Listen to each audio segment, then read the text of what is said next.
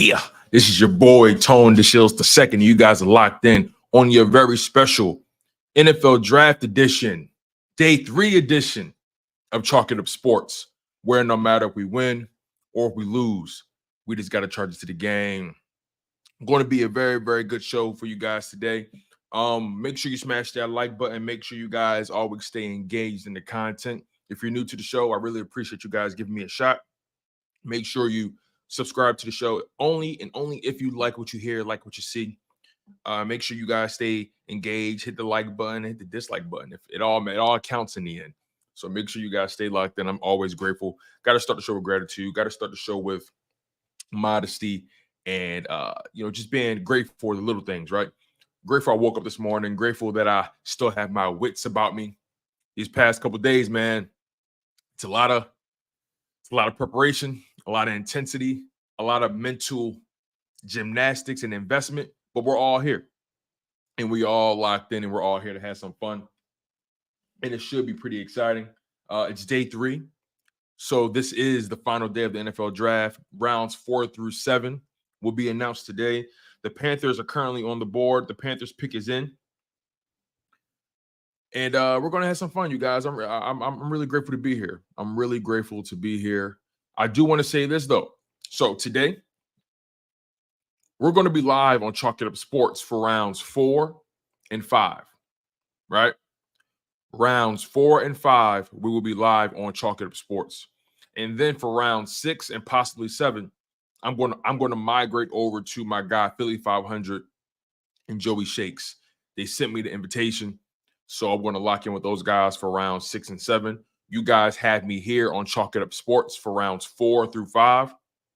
So if you guys want to catch me for rounds 6 and 7, make sure you guys go lock in with Philly 500 or Joey Shakes. I'm pretty sure they're live on both of their channels. So I appreciate those guys for welcoming me to their platforms, respectively, of course. And we're going to have some fun today. We were live for 4.5 hours on Thursday. We were live for nearly 4.5 hours on Friday on Chalk It Up Sports. And it's been electric. It's been a movie. We've had guests, special guests all across the board. Want to give a shout out to my man Pro Fan Talk, also known as Coach Markus. Did a lot of heavy lifting on Thursday night. Appreciate him. Want to give a shout out to my man S. Blunt. Showed up in a big way yesterday. Delivered his analysis, his insight. Shout out to my young blood. Infamous 2K. I appreciate him for showing love. Shout out to my man Coach Corey for coming in with the rootin' tootin' cowboy hat. I appreciate him as well. And I appreciate the other guests who decided to come on. I appreciate my man Charlton. I appreciate him. So it's all good. I appreciate you guys so much. But let's have some fun. We're going to talk about this. The Panthers chose Ja'Tavion Sanders, tight end out of Texas. That's a good pick. But while I have you guys, while we wait ever so patiently for the Philadelphia Eagles to make their move, let's do a quick recap. Let's do a quick recap of what the Philadelphia Eagles have done. Let me bring up the draft screen real quick. Bring this up here. All right. So this is where we are right now in the draft. I'm going to keep this on the screen.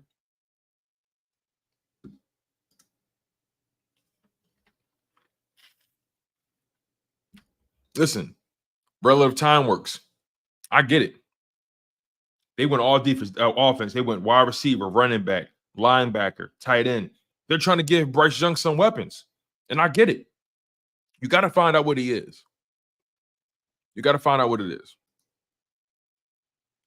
So where were we? Right, the Eagles draft picks.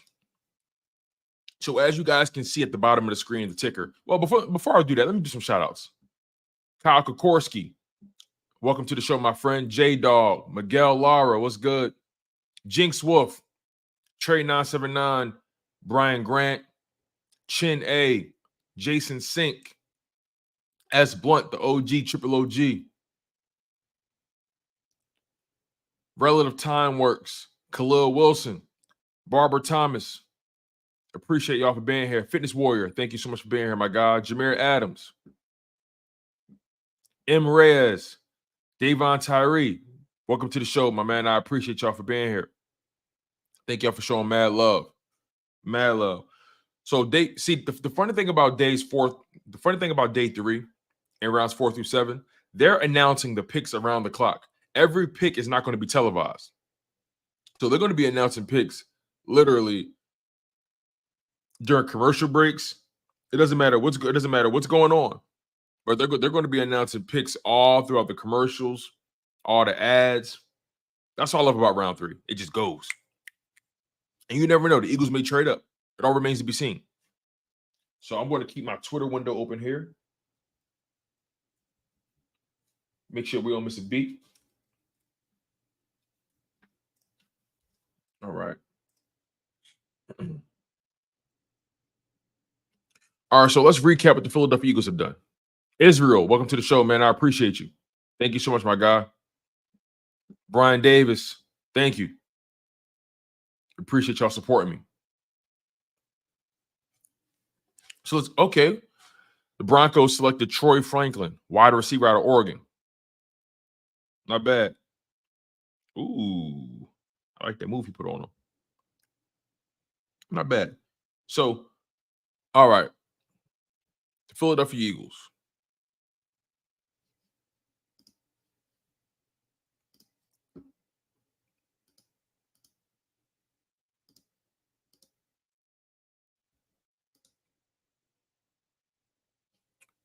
The Eagles selected Quinyon Mitchell, number 1 cornerback prospect out of Toledo in the first round.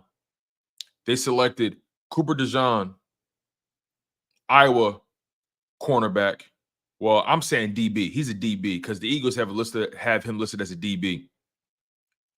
He was a player that was considered top 3, top 4 in his class amongst the DBs, amongst the corners. I think he's a weapon on defense. And then they brought in Jayx Hunt, a player that none of us really knew too much about. Jayx Hunt, edge rusher out of Houston Christian, former DB turned edge guy. I think he's one of those edge guys that has a lot of speed, a lot of athleticism, can rush the passer, but also can drop back, provide you a lot of versatility. I think in rounds 2 and 3 in particular, Cooper DeJean and Jayx Hunt, the Eagles afforded themselves versatility. So I want to get into the nitty-gritty of these players. I want to break down what the reports are saying about them, the scouting reports here. So let's start with Quinyon Mitchell. Let's revisit Quinyon. So when it comes to Quinyon Mitchell's draft profile, Quinyon Mitchell, remember, first-round pick for the Philadelphia Eagles. Quinyon Mitchell from Williston High School was rated a 3-star recruit by ESPN and handed a 3-star grade by 24/7 Sports. Following high school, Mitchell opted to join Toledo. In 2020, as a freshman, Quinyon Mitchell saw little action. As a sophomore in 2021, he played in 13 games and logged 588 snaps for the Rockets. He made 33 tackles, 2 assisted, and had 9 stops. In coverage, he totaled 5 pass breakups, no interceptions, and a quarterback rating when targeted of 78.2. In 2022, as a junior, Mitchell played in 13 games and contributed on 837 snaps. He chalked up 31 tackles, 2 assisted, and added 14 stops. In the secondary, Mitchell forced 16 pass breakups, 5 interceptions, and gave up an elite quarterback rating when targeted of just 32.4. In 2023, as a senior, Mitchell saw action in 13 games while playing 781 snaps. He logged 39 tackles, 6 assisted, and made 12 stops. In coverage, Mitchell had 14 pass breakups, 1 interception, and surrendered an impressive quarterback rating when targeted of 49.0. So he really broke out in 2022 in his junior year. He spoke about how he had other options when it came to entering the transfer portal, and he ultimately decided to stay at Toledo. The team, the program that invested in him. He nurtured the relationships there. He trusted the training staff. He trusted the program to help him get to where he wanted to go. And what makes that so interesting is he's putting on for Toledo by being a first round pick, staying at Toledo. That creates an ecosystem that motivates other players to trust in Toledo's program. If you can, and it only works out. It only works out if Quinyon Mitchell turns into a player for the Philadelphia Eagles. Quinyon Mitchell, I believe he's going to be good. All the measurables, all the physical traits, I love. Everybody that I trust when it comes to evaluating draft talent and cornerbacks, everybody that I've seen that I trust in the content space, the first thing they mention is his feet, how smooth he is, the instincts, how he doesn't overcommit. He's strong at the catch point, which is how he forces those pass breakups. I like what I hear about him. What I hear is that he's a technically sound player. He's technically sound. He was well coached, smooth, not stiff at all. I like hearing that when it comes to corners. When you're watching and when you're evaluating cornerbacks, you want to look at the hips. How quickly do they get in and out of their breaks? The footwork, the instincts. Do they take too many risks? How many penalties do they surrender? All those kind of things. You want to evaluate all that.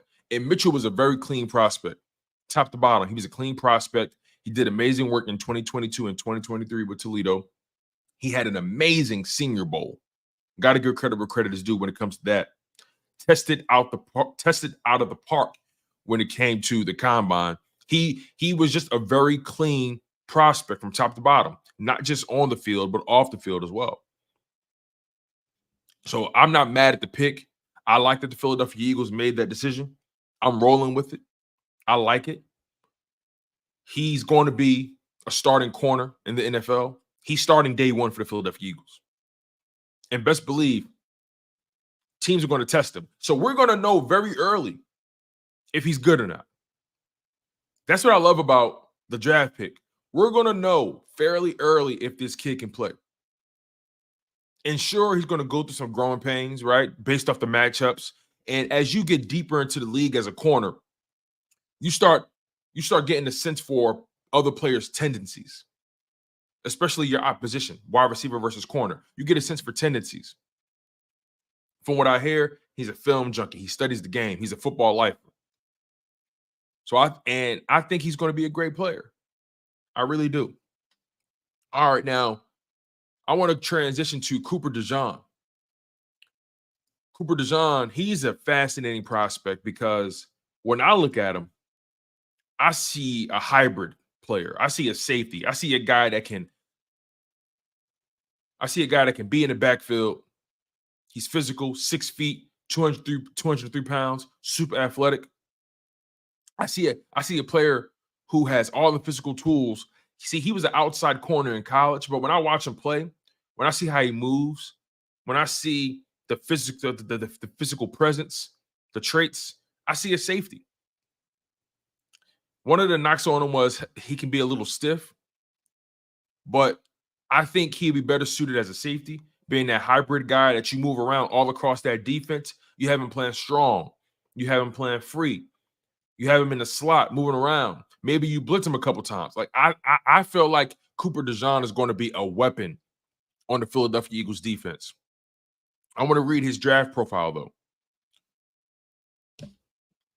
When it comes to Cooper DeJean, he's a dynamic presence in what he was a dynamic presence in Iowa secondary. Cooper DeJean emerged from Battle Creek, Ida Grove High School as a highly touted recruit, earning a 3-star rating from ESPN and a 4-star grade from 24/7 Sports. After joining Iowa, his trajectory has been impressive. In his freshman year in 2021, DeJean saw limited action but still managed 2 tackles over 11 snaps. His sophomore year marked a significant leap, playing in 12 games with 57 tackles, 11 assisted, 22 stops, 5 pass breakups, and 4 interceptions, alongside a quarterback rating when targeted of 55.6. His junior year further solidified his prowess with 30 tackles, 7 assisted, 10 stops, 3 pass breakups, 2 interceptions, and an outstanding quarterback rating when targeted of 40.6 over 10 games. His accolades included being a finalist for the Bronco Nagorski Trophy and Jim Thorpe Award, and achieving consensus All-American status in 2023. Now I want to get to his strengths. DeJean has elite athletic skills. He made Bruce Feldman's Freaks list at number 14. He wrote, the former high school quarterback who also led it 3 times in basketball, track, and baseball each, won the Iowa State long jump title and the 100 meters, and has continued to get more explosive since he's been in college. He possesses rare mass and frame density for a corner and has good length along with it. Showcases great initial burst when triggering on plays and veering to match wide receivers. Fleet-footed mover with exceptional corrective twitch and recovery athleticism. He boasts impressive long track recovery and gap closing speed. Hawking in front of footballs. He can snap into phase and realign himself to all. He can snap into phase and realign himself to trail wide receivers on fades and seam routes. Has the short area freedom to adjust his tempo while staying in phase and tracking. Extremely natural zone defender with a smooth back pedal and fluid corrective feel. With disciplined technique, size, and short area mobility, he can play the slot or boundary. Now let's read some of his weaknesses. Sometimes loses his balance when sinking to match whip and out routes. Muscle-bound frame prevents him from fully sinking and redirecting on occasion. Doesn't quite have elite fluidity and hip freedom, experiencing 180-degree delays. At times, he can better channel recovery speed out of transitions to close gaps. Occasional wasted motion and press man can tug him too far off of the line in open space. While his position versatility may be viewed as an asset, it may lead him to be viewed more as a safety rather than a pure corner. And that's where I'm at with him. I see a safety, and that's not taking anything away from him. He can be a legitimate safety in this league. But the frame, the size, I don't see enough fluidity. But I think he can be better served as a safety. He's not a press corner. You don't want him pressing. He's strong, but I don't think I want him doing that. I want him in the backfield, seeing everything, being a weapon. It says here, Cooper DeJean also fractured the fibula in his left leg while practicing in November. And while he's been fully cleared 3 months after surgery, he won't run at the combine or at Iowa's Pro Day. But he did end up doing that. So here's the summary. Cooper DeJean is a potential first-round pick for the 2024 NFL Draft. He ended up being a second. His ability in zone defense and effectiveness in space suggests he'll make an immediate impact in the NFL at 6'1", 209 pounds. He's ideal for zone and off-man schemes, boasting strong space management and quick reactions. Though not the most fluid due to his size, DeJean's athletic and disciplined play in press man scenario stands out. His ability to adapt to various defensive roles, including special teams, positions him as a multifaceted asset for any NFL team. DeJean's combination of physicality, instinctual play, and ball skills make him a nice addition to any secondary in today's NFL. He may ultimately wind up being viewed as a safety rather than a corner and fall in the draft as a result. And that's exactly what happened. That's exactly what happened when it comes to Cooper DeJean. So I like the player. I like the measurables. I like everything about him. But I think he's a safety. Now, I want to get to the mystery pick of day 2. The pick that nobody saw coming. The pick that people had a hard time understanding. And I was one of them. So I'm not going to sit here and pretend like I know who this player is. So I'm going to learn about him just like you guys are. So follow me here and work with me. Okay? So Jayx Hunt, 6'4", 252 pounds, came out of Houston Christian. He's a DN/edge rusher. He grew up in Florida. He was a senior. Now, here's the thing about Jayx Hunt. As far as the measurables, had an amazing vertical, had a top-tier vertical at 37.5 inches at the combine, an amazing broad jump, 128 inches. wingspan and his 10-yard split is amazing, along with the 40-yard dash. He ran a 4.64. That's really, really good for his size, with a 10-yard split of 1.6 seconds, which tells me his short area quickness, his short area burst and speed is top tier. The wingspan, the long arms, which tells me he has the ability to swap passes from the line of scrimmage. He has the speed to recover and be able to make diving deflections and really make plays. The overall wingspan, I like that. I like that a lot. Now, here's his draft profile. I'm going to read it to you guys. Okay. Let's see where the Eagles are sitting right now. So the Eagles are sitting at pick 120 as of right now. Pick 120. I think that still lines up with what I had. They haven't made any moves. Let me make sure I got that correct. So the Eagles' remaining picks include round 4, picks 120, 123, and 132. Round 5, picks 152, 171, and 172. And round 6, pick 210. Okay. All right. Real quick, we got over 130 people on the live stream. We got 77 from YouTube, 60 people on X. I really appreciate you guys for locking in for as long as you guys did. We've been live for 3 days straight. And just a reminder, for anybody who hasn't heard, so the game plan for today is we're going to be live for rounds 4 and rounds 5. And then I'm going to join the good fellas, Philly 500 and Joey Shakes on their YouTube channels, respectively. The Eagles have 7 picks today. 3 in the 4th, 3 in the 5th, 1 in the 6th. So we're gonna knock out the bulk of it on Chalk It Up Sports, and then I'm going to transition. If you guys want to follow me over to Philly 500 and Joey Shakes channel for round 6 and maybe 7.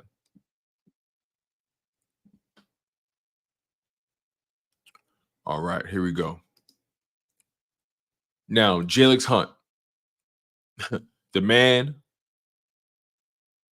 the mystery, and hopefully the legend. All right. It says here, when it comes to Jayx Hunt, born in Memphis and raised in South Florida, Jayx Hunt discovered organized sports after his family's relocation to Hagerstown, Maryland at the age of 9. Hunt quickly showed promise in football and track, also participating in the saxophone. He showcased his athletic versatility early and claimed top positions in track events at Junior Olympics. By high school, Hunt played football primarily as a wide receiver and cornerback, eventually earning all-county honors with 20 receptions for 447 yards and 2 touchdowns in his senior year at University High School in Orange City, Florida. Hunt's collegiate journey began at Cornell as a safety, where he played from 2019 to 2021, recording a total of 29 tackles and a blocked punt across 17 games. In 2022, he transferred to Houston Christian, shifting to a hybrid outside linebacker role, which elevated his performance. In 2 seasons, Hunt accumulated 133 tackles, 20.5 tackles for loss, 13.5 sacks, and demonstrated his playmaking ability with multiple forced fumbles and a 52-yard fumble return touchdown. His performance earned him the Southland Conference Defensive Player of the Year in 2023. So this is an interesting prospect here. I'm going to read the strengths also. When it comes to Jayx Hunt's strengths, again, he's an edge rusher / DN, that versatile off-ball overhang player. It says here, he has impressive overall athletic ability. He really showed it at the combine, where he was in the 90th plus percentile in both the broad jump and the vertical. Excellent frame and long arms, leveraged well in pass rushing with a natural instinct despite newness to the edge position. Demonstrates explosive burst off the line and high arc acceleration, threatening from multiple angles. So he's flexible. He has a nice bend, has a lot of speed coming off of the edge.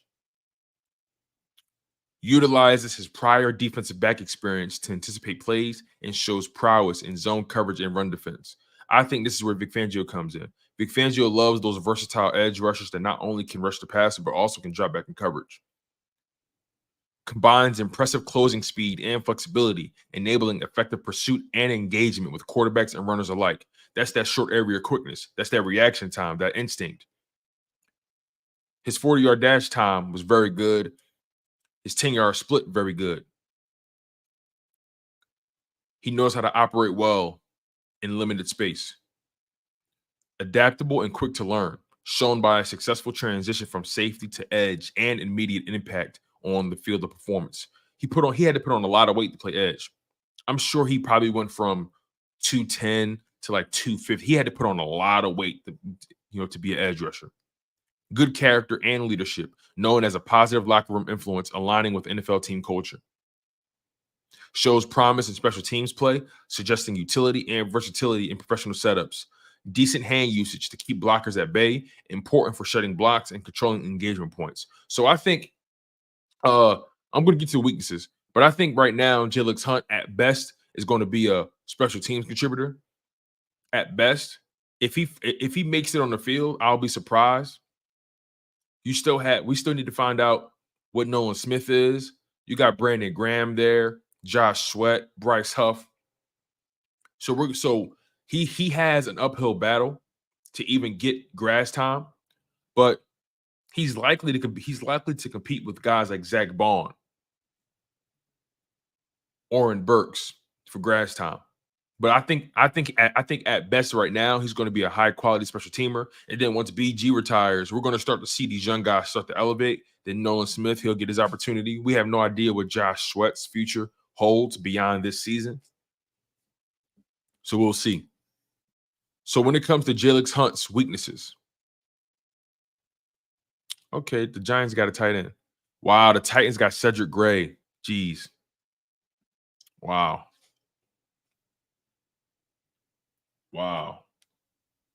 He was on the Eagles draft board.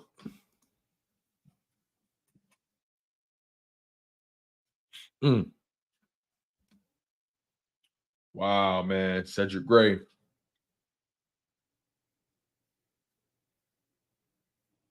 I think the Philadelphia Eagles are going to take Trotter if he's there. We'll see. All right, now where was I? Jayx Hunt's weaknesses. Lacks consistency in pass rush move execution and requires development in rush technique and arsenal variety. I would expect that for a guy transitioning from a DB to an edge rusher role. He needs to improve strength to effectively convert speed to power and hold his ground against runs. He's a developmental prospect. At times, reactive rather than proactive, shown by delayed responses to snaps and play developments. Can play too upright, reducing effectiveness and leveraging his physical traits fully during rushes. Despite excellent athletic ability, faces challenges in maintaining discipline and effectiveness against more sophisticated offensive schemes. So overall, Jayx Hunt enters the NFL draft as an intriguing developmental prospect with a high ceiling. Despite his limited experience at the edge position, Hunt's athletic profile is undeniable. He demonstrates explosive burst and length. The unusual position change from safety to edge has allowed him to show off his adaptability and physical tools and ability to disrupt plays behind the line of scrimmage. However, Hunt's technique as a pass rusher is still unrefined, and he will need considerable coaching to harness his physical traits effectively on the field. And that's where Vic Fangio comes in.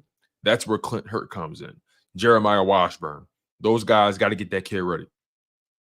While Hunt's upside is evident in his speed and versatility, his play against the run is a concern. He struggles to maintain leverage and can be moved off his spot by bigger and technically sound players. His pass rush arsenal is also underdeveloped, often relying on his athletic ability rather than skill to beat blockers. Overall, Hunt's draft stock as a mid to late round pick reflects his status as a project with a lot of upside. His background in special teams and his knack for making plays could see him making an immediate impact while he develops as an edge rusher. with the right development, with the right developmental path, Hunt could transform from a raw prospect into a reliable pass rush specialist on an NFL roster. Okay. A developmental prospect. The ceiling is high. The ceiling is high. You take a risk, though, bringing him in. You take a risk bringing him in. Khalil Wilson says, I seen that in his highlights. We could tell. Weapon X was good, my man. Shout out to my man Weapon X. Me and Weapon X gonna link up next week to get some stuff done. Shout out to him. Shout out to Weapon X Media. He's doing amazing work. Has nearly 60,000 subscribers, man. He's killing it right now. Killing it. So shout out to him. Shout out to him.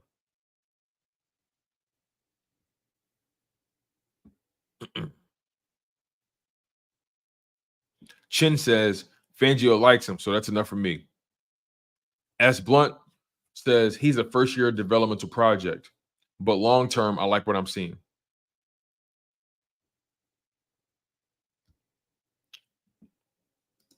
S. Blunt with the super chat. He says, linebacker, wide receiver 3, RB3, offensive tackle depth.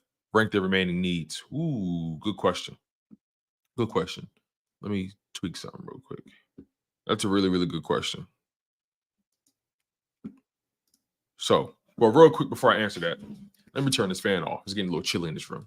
Give me a second, you guys. I'm going to turn this fan off.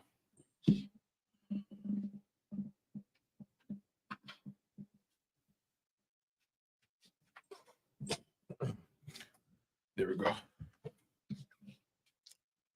All right. So, where was I? Okay, ranking those needs. So, if I had to rank them,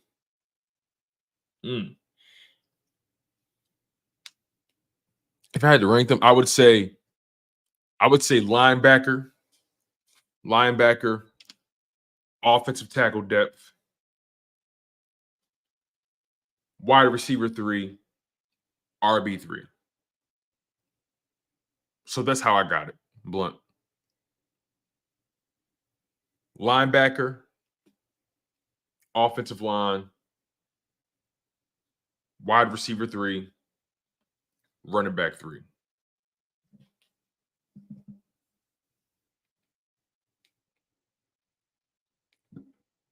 Thank you for investing in the channel as always, my guy.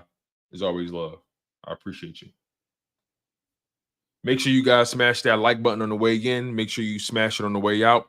If you guys haven't already, please make sure you guys are subscribed to the channel if you're new. We got over 140 people in the live stream, 74 people on YouTube. We only got 35 likes, you guys. Let's try to make that match up. Make sure you guys smash that like button when you guys get the opportunity. It really helps the content grow. Really helps new people find it. So let's get them likes up. I really appreciate it. Thank you. Thank you again, Blunt, for the investment. So, yeah, look, the Philadelphia Eagles, the theme of this draft class by the Eagles, to me, is versatility. Especially with Cooper DeJean and Jayx Hunt.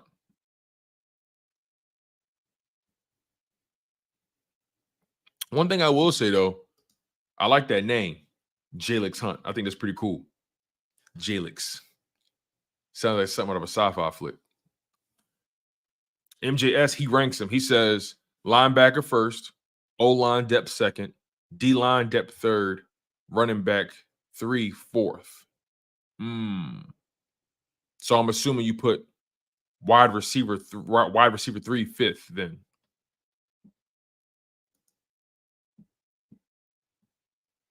Chevy Blake says Fangio was in Howie's ear. From that, they took Mitchell over Arnold. I knew it was all Fangio defense. Oh, I see what you're saying. When they took Mitchell, you knew that was Fangio. I mean, look, Mitchell is a very clean prospect. Very clean prospect. The only thing you can say about Mitchell is, oh, I don't like the school he came from or the conference. That's the biggest knock on him, is the conference he played in, the competition. But he led He led all programs in the FBS, I think, in pass deflections. Did he not? Over the past 2 seasons? Correct me if I'm wrong. But I'm rolling with it. I really like the Quinyon Mitchell pick. And then Cooper DeJean, he's such a versatile player. He's the kind of player that you just move all across the board. I mean, you move him around, safety. You probably put him in a slot in various situations. And remind you, the Eagles are going to be playing a lot of zone. Primarily, they're going to be in zone. Vic Fangio. They're going to be in zone most of the time. And all these players can thrive in that ecosystem. All these players can thrive in those situations.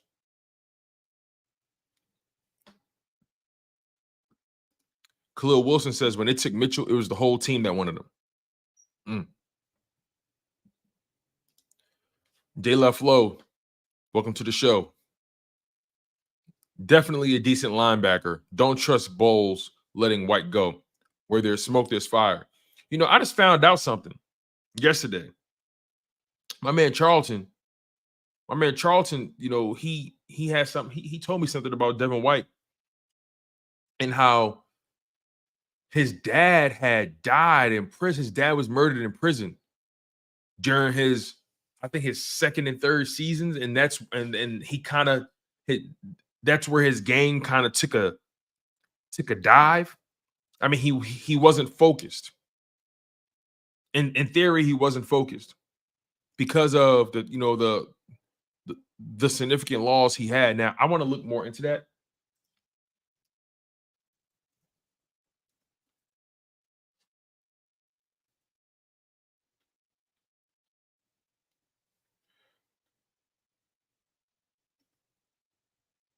Okay, here it is.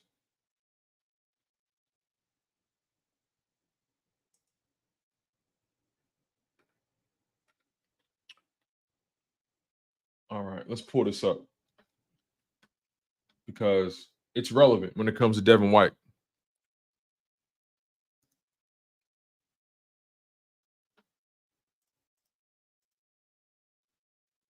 All right, let's see here.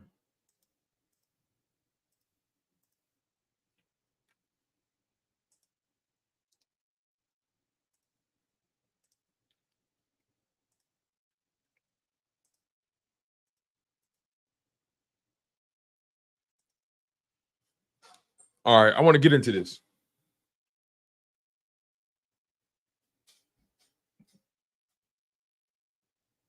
I want to get into this here. So, as it stands, this was around a time where his game took a dip.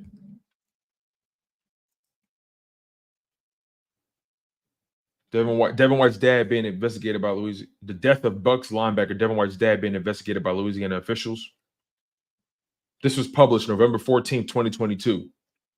It says Louisiana authorities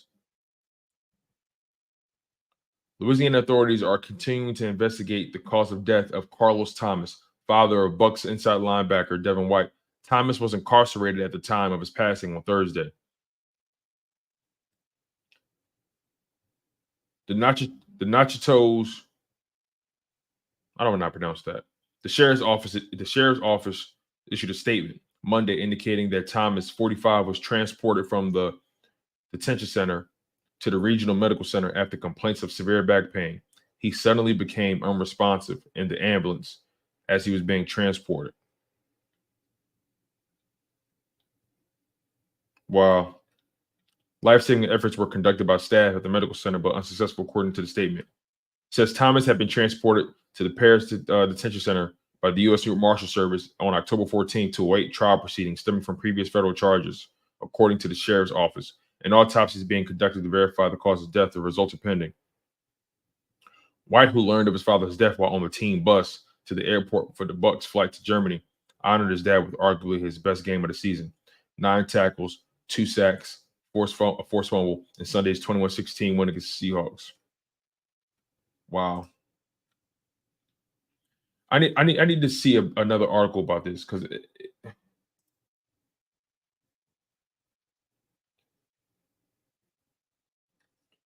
there's still no cause of death.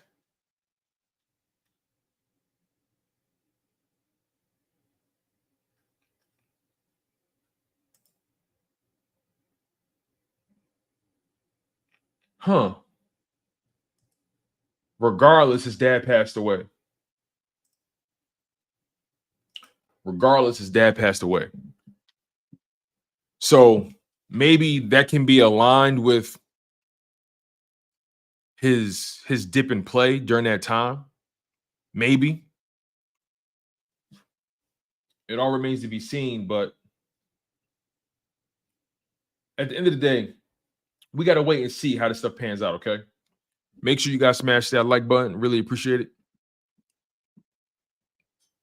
Dealer Flow says, we'll see, Tone. It's a make or break season for him, in all honesty. What's going on, you guys? Bo316, welcome to the show, my man. I really appreciate it. So, yeah, where are we now in this draft? So, pick 113, 114. We're getting closer to pick 120. We're getting closer. Oh, the Raiders chose DeCamerion Richardson. Okay. We're getting close to that Eagles pick. So where do you guys think? Who do you guys think the Philadelphia Eagles are going to take?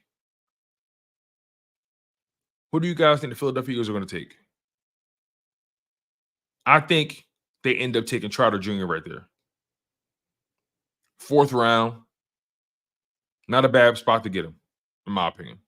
Not a bad spot. Chin says Trotter Jr. Khalil Wilson says he's cool with getting Trotter Jr. D-Block, Trotter Jr. Chin says maybe Johnny Wilson in the next 2. Jason Sink, he says Mason McCormick. As Blunt says, O-line depth. Weapon X says we got to go get Trotter there. Chevy Blake, Trotter Jr. MJS won't be mad if it's Trotter. If it's Trotter, I'm not going to be mad either. I'm not going to be upset if it's Trotter. Cameron Holmes says, I do actually think they're taking Trotter Jr., to be honest. Not just because he's the son of the legend, but even more so because we do need linebacker. Yeah, and plus I think in the 4th round, that's not bad value. It's not bad value. Food 215 TV, he says, got to give Trotter Jr. a try. Yeah, I don't think it's a bad spot to grab him in the 4th round. Pick 120. I don't think that's a reach. Big Bird says Trotter or Christian Mahogany. I think we got to go linebacker right there, though. As of right now,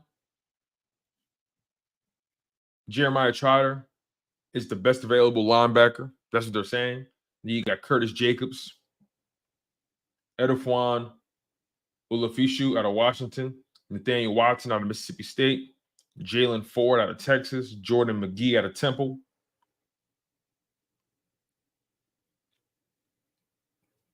Benzo believes we need a tight end or a running back.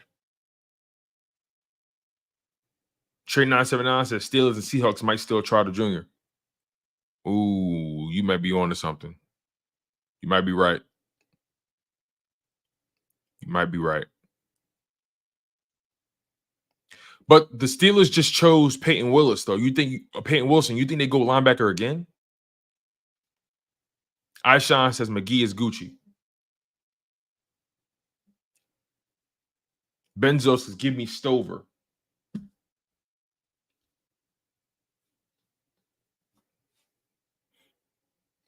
Chevy Blake says Goddard is always injured. We do need a tight end. Yeah, I agree with that. I think the tight end. I think the tight end transition is going to start very soon. Otherwise, the Eagles are probably going to extend him with a very cost-effective contract. If somebody asked me today, do you believe Dallas Goedert has earned his contract? I'll say no. I would say no. With confidence, I would say no. Health has been an issue. Now, granted, he's in a loaded offense with A.J. Brown and Devontae Smith, had DeAndre Swift last year, going to have Saquon Barkley this year. See, in 2022, he was eating, and then he got hurt. So in 2022, it wasn't about the production for me. It was about the health. Then in 2023, they had a hard time getting him involved. So I do put that on coaching. But then he got hurt again. So for me, it's just frustrating when a guy can't even give you 16 games, 17, like he can't even give you 15 games. It's annoying.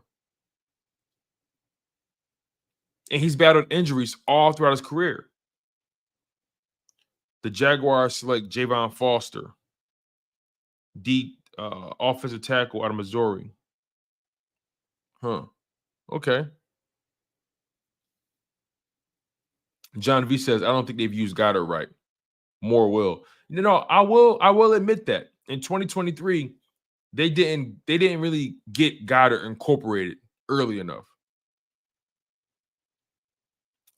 I don't want you guys to think I'm questioning Dallas Goedert's ability, questioning the skill set. I don't want you guys to think that at all, because I'm not. For me, it's not about his skill set. It's not about the talent base. It's not about the work ethic. I just need him to stay healthy. Stay healthy. Right. Yes, David. Exactly. That's all. That's all it is. Stay healthy, my guy. That's what we need.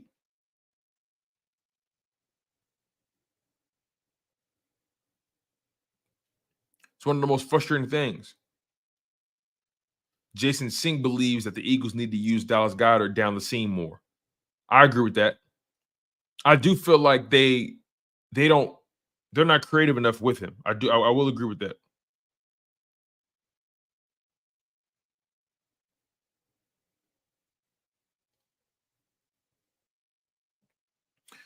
You can find some players in the fourth round too. Remember, Max Crosby was found in the fourth round in 2019. Dak Prescott, fourth round in 2016. Some Hall of Famers was found in the fourth round. So the Bengals select Eric All. Oh, the Iowa tight end. Fuck. I like him. I think the Bengals he's going to eat it in Cincinnati. Oh, I liked him. Oh, I liked him. Damn. He was on my draft board. Damn. Yo, Eric All is going to eat in Cincinnati. He's going to go crazy in Cincinnati. I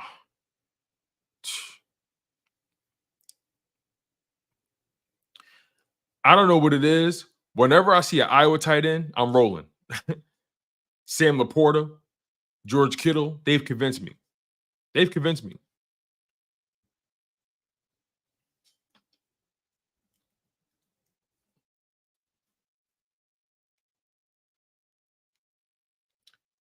No, Noah Fant. Remember Noah Fant? He's good.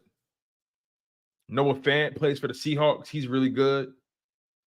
TJ Hawkinson, another Iowa tight end.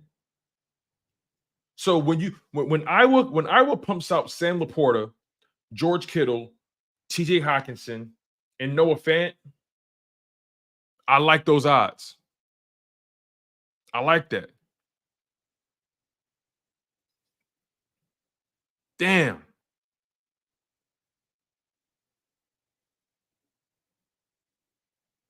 Oh, he tore his ACL? I didn't know that.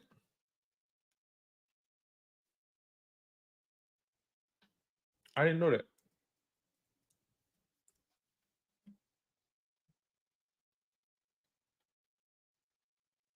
Oh, okay.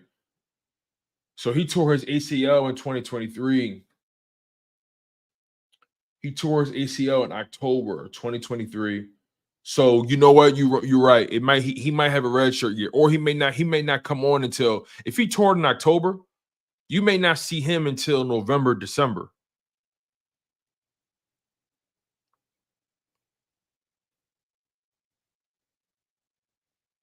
We may not see him on the NFL football field until about November. Because if he tore it October of last year. If he didn't tear that ACL, he probably would have got drafted higher, maybe second or third round.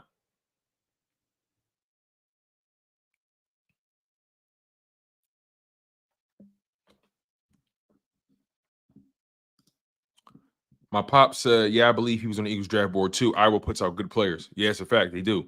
Iowa puts out them what is it? Them hay bale throwing mother effers." Okay. Jacksonville selects LSU DT.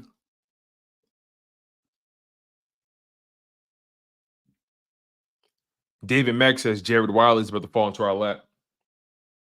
Let's find out.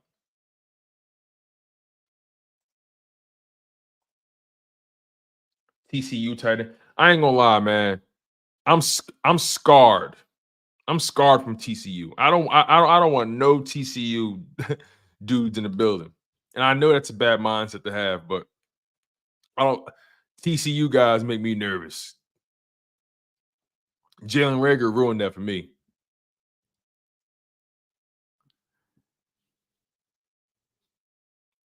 The Colts pick is in. We're at pick 120. We're still waiting on the Colts to pick at 117, Seahawks at 118, Steelers at 119.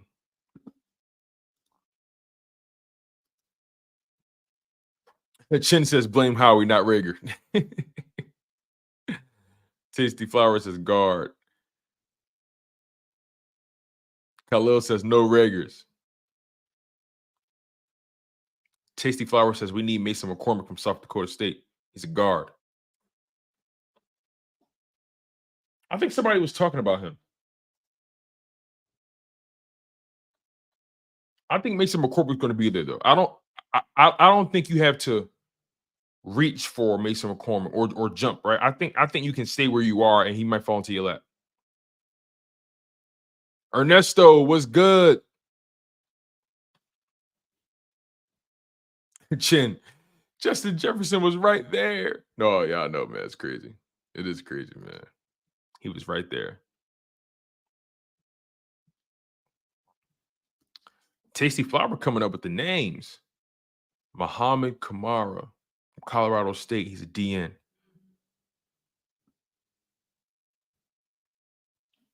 Hey, Khalil, you bring up a very good point, right? Let me ask you guys this question. Do you guys believe so far in this draft, Howie Roseman has overcooked it or overthought it? Do you guys think that in any way that Howie Roseman overplayed his hand?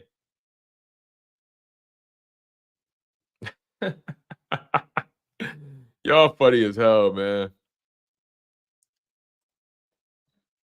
Y'all funny as hell. Let me see.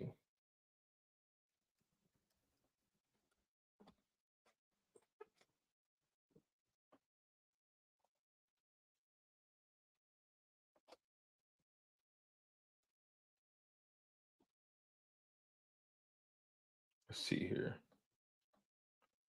All right.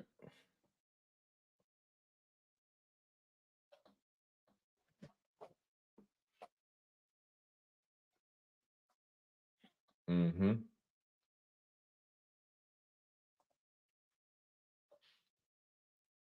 All right, let's see here. Ooh, the Colts got the center out of Wisconsin, Tanner Bortolini. The Seahawks got a linebacker, Trice. Ooh, that was scary. So the Seahawks got linebacker, Tyrese Knight. Interesting. Okay, here we go, you guys. We're getting close. We're getting close. We're getting close here.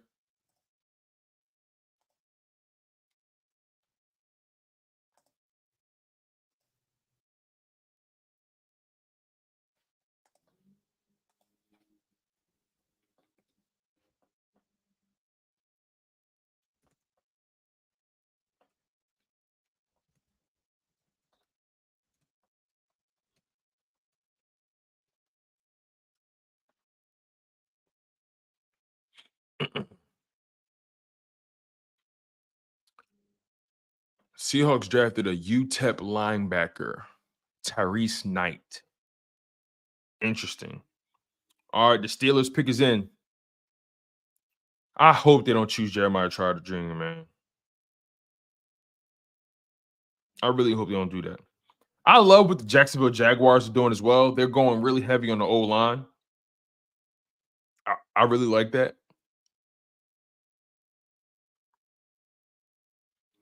Same thing with the Steelers, going heavy O-line.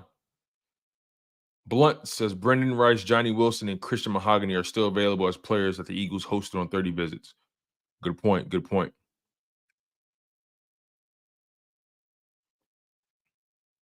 Who are the Steelers going to pick? They make me nervous, man, because here's the thing. The Steelers are a very smart organization. So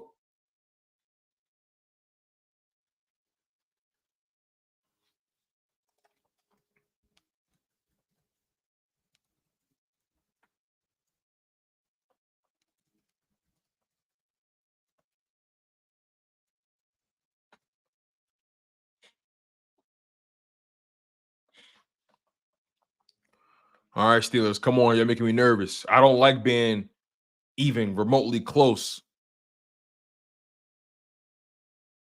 Wait, are you serious? We traded? Oh, my God. Why do they keep doing this?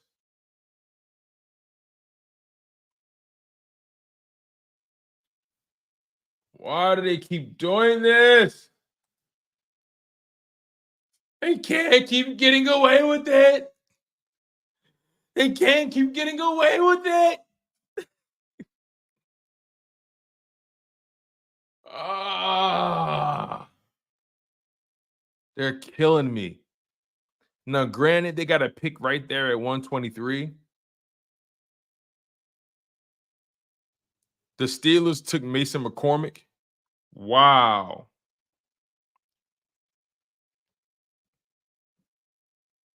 Wow.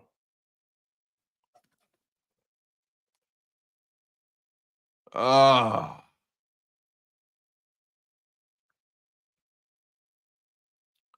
Mason McCormick guard. Wow. Ah.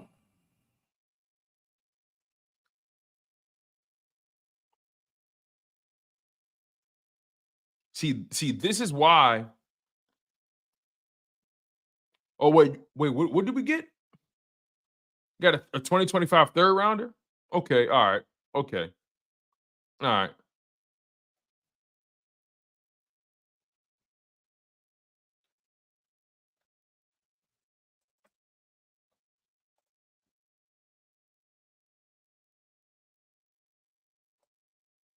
I guess. I just really want to get a pick, man.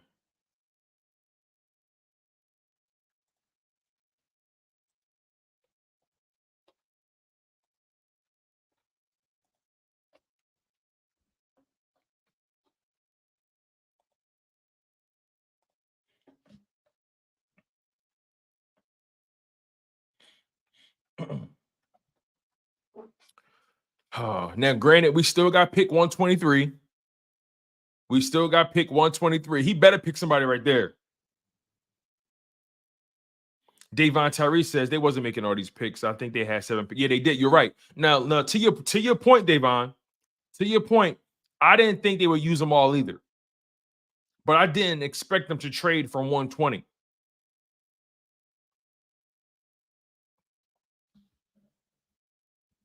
I love what the Steelers are doing. They went heavy O-line in this draft class. S. Blunt says, I'm actually not surprised. We were light in 2025. Okay. Okay. See, I had no idea where our draft picks stood in 2025.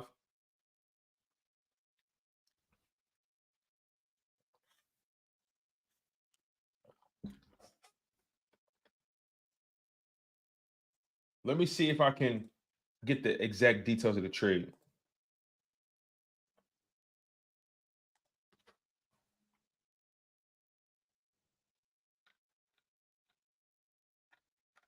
Let's see.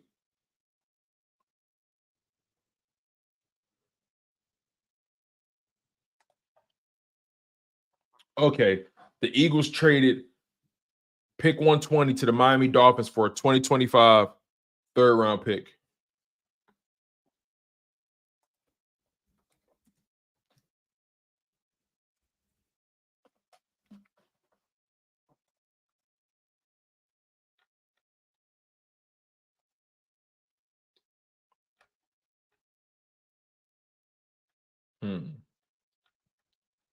All right, so as of right now, wow, who's ever writing this article is on point. Jimmy Kempski is on it. Got to give him. He's already updated it. Shout out to Jimmy Kempski. So as of right now, let me show you guys something real quick.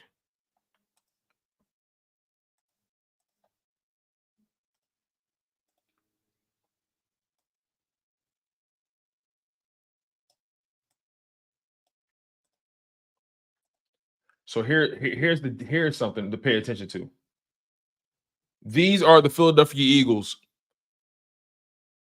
2025 draft picks, and this includes the one they got from the Dolphins. So to y'all, so to the point of what Blunt said, they were alike. So now they got a first rounder, a second rounder, 2/3, a fifth, and 2 7s. They don't have a fourth and a sixth. So they got 7 draft picks total. Not bad. Okay. And that third round pick is the one we just got from the Dolphins. So I get it. And you still have the 123rd overall pick. All right, let me update my ticker now. Jeez. He's making my life miserable. Now I gotta update my damn ticker.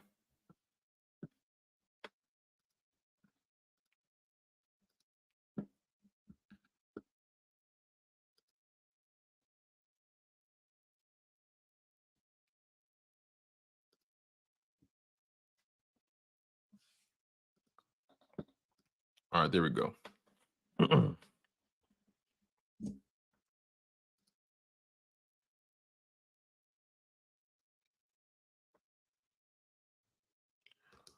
Who are the Dolphins going to pick? Who are the Dolphins going to pick?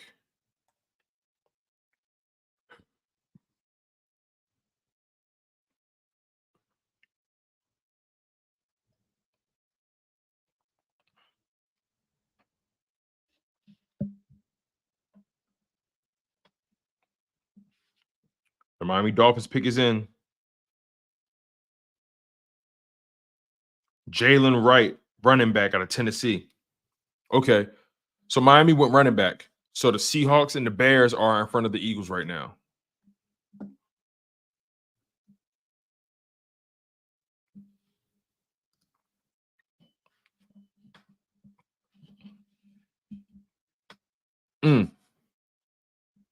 Yeah, the Dolphins are loaded at running back. They got Devon White, Raheem Mostert, and now Jalen Wright. And remember, Raheem Mostert and Devon White had some injuries that really hampered them in 2023. So I get it.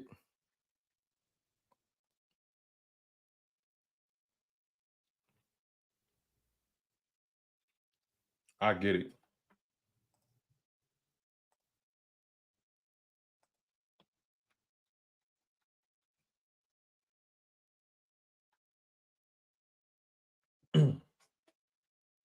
You guys, you know what?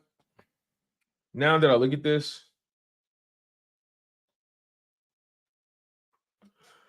oh man, I'm looking at some of the best available right now. And would the Philadelphia Eagles really make the play for Jeremiah Trotter Jr. right there?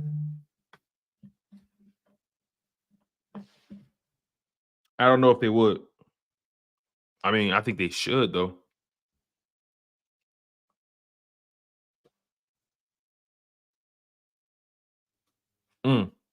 Infamous says the fall off of Kalen King needs to be studied.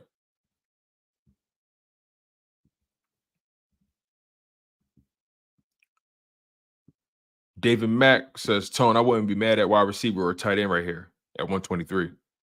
Seahawks went AJ Barner, tight end. Oh my God. They're killing me.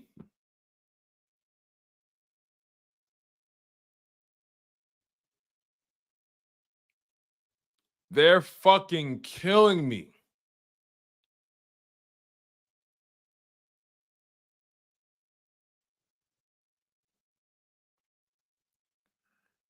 Oh my God. They're fucking killing me, man. Yo, Infamous funny, man. He said, I felt so good at the last night's draft. I made chocolate chip pancakes, bacon, and eggs.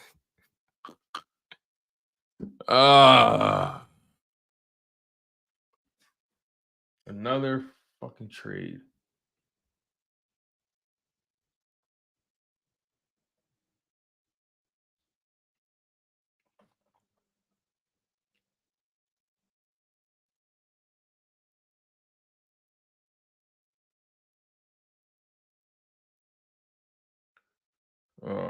What are the details?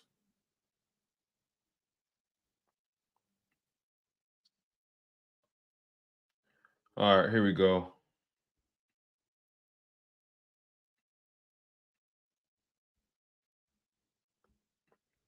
All right, you guys, check this out. Here we go. That's what happened. They moved. They moved. They traded again.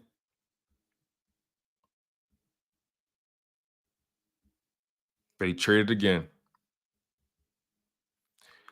Now I got to update my ticker again.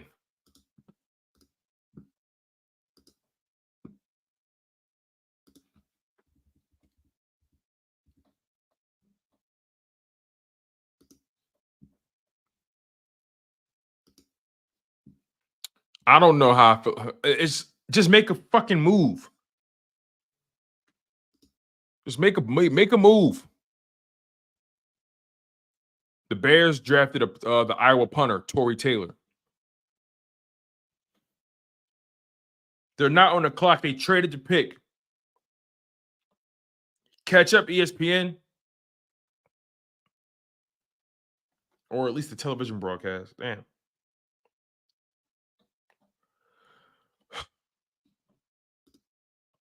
How do you guys feel about this? How do you guys feel about this?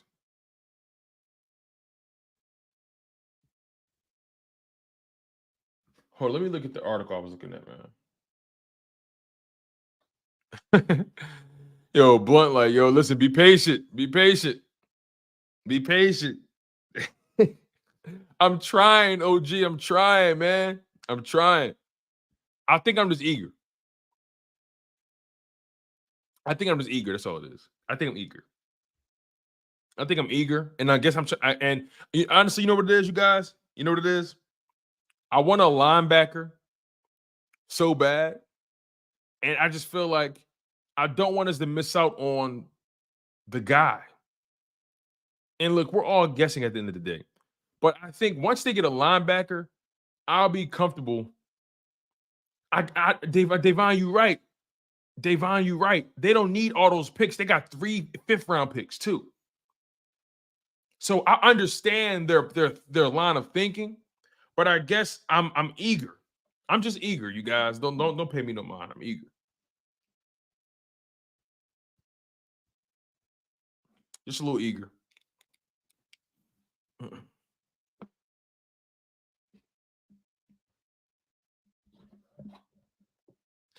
Don't pay me no mind, y'all. I'm just a little eager.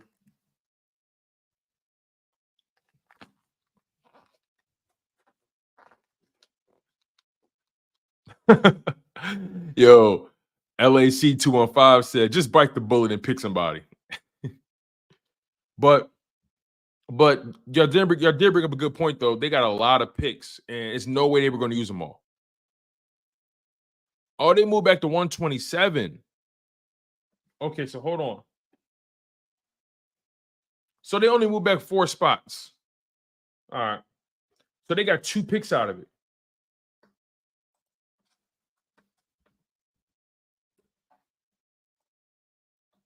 See if I updated the article. Yep. Here we go.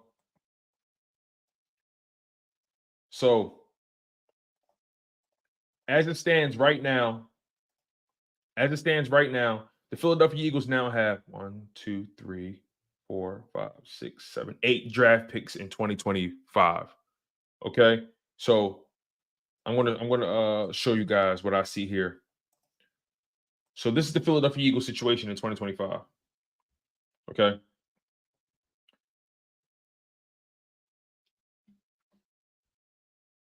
Here's the situation in 2025. Okay. So this was going on. This was going on here. So the Eagles traded a 4th round pick in 2024, the 123rd overall pick, to the Texans for the 127th overall pick in 2024 and a 5th round pick in 2025. So the Eagles got another draft pick out of it. Okay. You swapped picks basically, and you got an additional 5th in 2025. I'm not mad at it.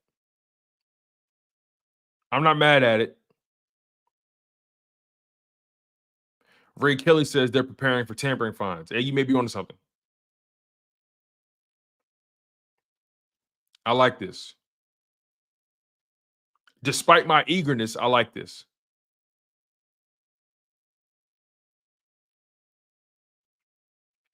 You got a first, a second, a third. You got a first, a second, 2 thirds, 2 5s, and 2 7s. So you don't have any 4s and you don't have any 6. I wouldn't be surprised if the Eagles find a way to move into the 4th for the 2025 draft. I won't be surprised. Hey, don't be surprised if those get packaged in a way to get up in the 4th. It's entirely possible. So they have a total of 8 picks in 2025. Not bad. Not bad. Look, they had 7 picks on day 3 alone. There's no way they were going to use them all. Jason, you're right. Dropping 4 spots and you get the additional 5th. And you still got actually no. Hold on, let me see something. Wow, and they still got 2 picks in this round. Good call. Good call. The 127th overall and the 132nd overall. Good call. You still got 2 picks in this round. You still got 3 picks in the 5th. And you got 1 6.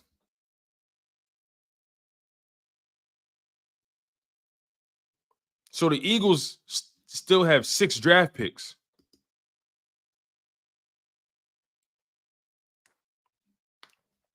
We still got 2 picks. Let me shift the screen here. So we still got 2 picks in the 4th round. I mean,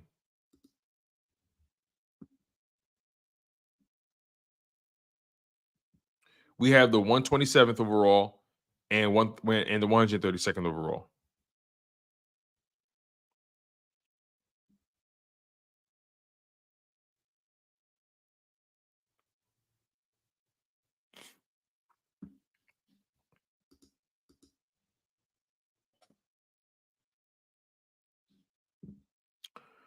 That's a good question, Devon. I don't know if we're going to make all 6 picks. That's a really good question. They don't have any 7th rounders.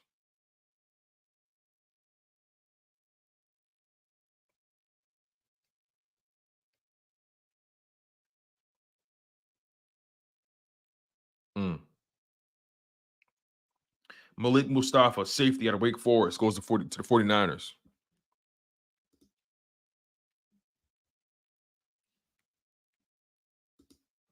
All right, we're getting close. Now, here's the thing. Because the 127th and the 132nd picks are close, at this point, I'm doubting he uses both. Ooh.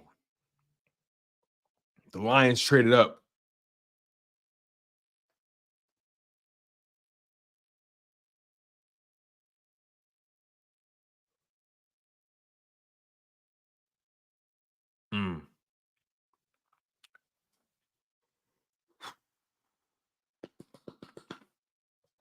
You guys are locked into a day 3 NFL draft edition of Chalk It Up Sports, where no matter if we win or if we lose, we just got to charge it to the game. Make sure you guys continue to smash that like button. Make sure you guys stay engaged in the content. Really helps the content grow. I really appreciate you guys. We got 100 people tuned in on YouTube, 131 people tuned in on X. Make sure you guys continue to smash that like button when you come in. It really helps me, helps new people find the show, helps the show grow. So make sure you guys continue to hit that like button. I really appreciate it. I know sometimes when you hop in, it's real easy to forget about it. And sometimes I do it, but ever since I started creating content, I really started understanding the power of the like button and the power of, subscribing and all that kind of stuff. Man, earlier on, I used to watch so many YouTube channels and wouldn't even be subscribed. Wouldn't even hit the like button. Not even thinking about it being relevant to the success of the channel. But now that I do this stuff for myself, the power of it is insane. You got to hit that like button. You got to subscribe to the show. You got to subscribe. It really helps. All the engagement, the watch time, the minutes and the hours and all that kind of stuff.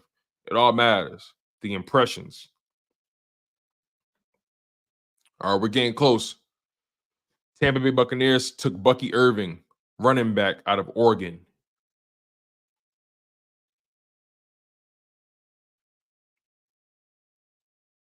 Oh, the Jets traded up. No, the Jets traded back. I'm sorry, the Lions traded up. Excuse me, sorry. The Lions traded their pick. Or they swapped. Okay. The Jets and the Lions swapped. The Lions must feel like the Eagles are going after somebody. Fuck. What are the Lions doing?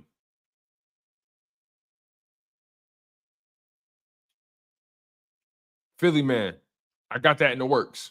Stay tuned. I got that in the works. I need to know why the Lions felt like they needed to trade up ahead of us. I need to know what that is. Why did the Lions feel like they needed to trade ahead of us?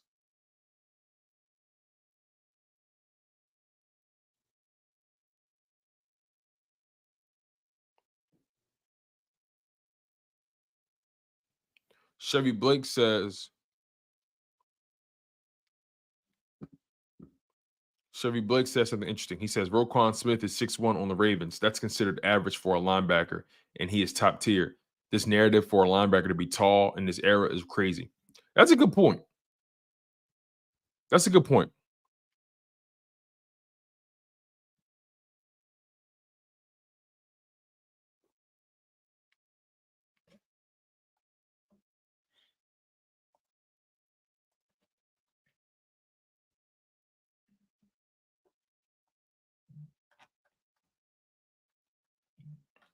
Who did the Eagles pick? The Eagles select Clemson running back Will Shipley. Okay. All right, you guys. I found something. All right, this is it. This is the move. This is the pick. This is the pick. The Eagles select Clemson running back Will Shipley. Wow. Wow. Who is this kid?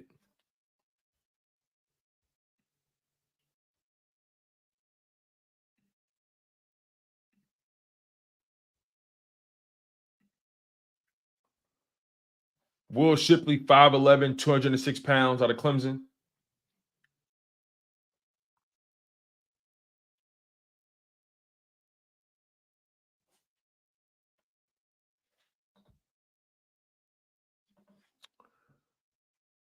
All right.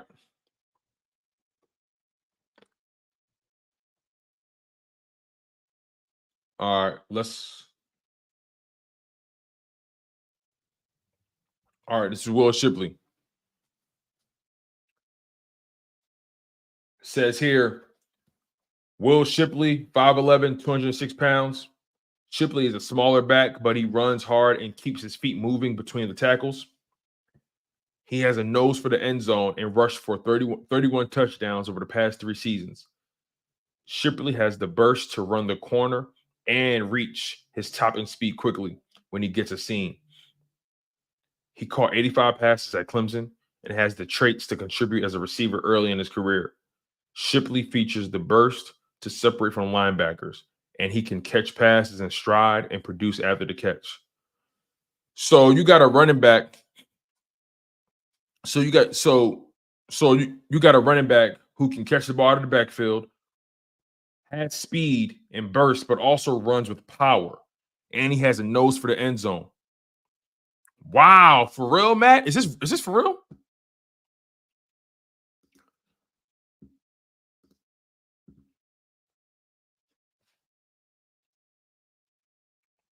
Interesting. Matt says he ran a 4.39 40 at his pro day. Whoa.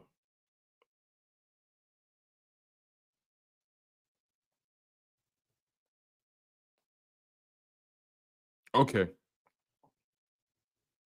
Hey, I mean, look, we talked about getting a running back, right? We talked about it.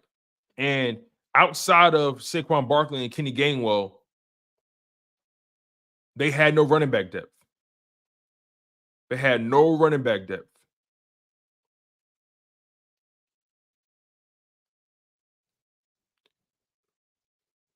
Look, Trey, I know we got Saquon, but you gotta have running back depth. You gotta have it. Aishan said, let me find out, baby McCaffrey.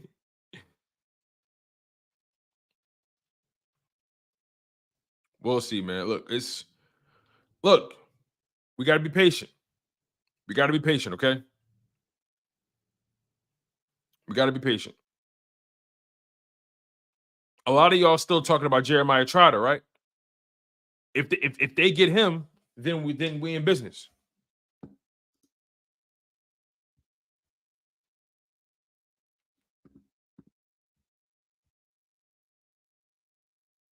Trey, don't say that now. You never know. You never know. You never know.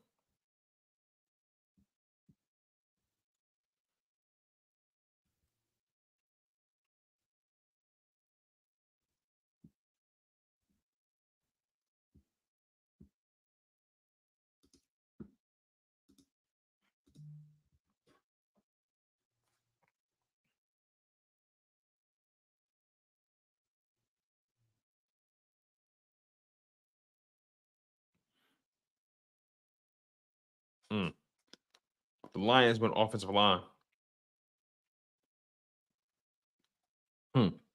They must have jumped the Eagles because they felt like the Eagles was looking at offensive linemen. Huh.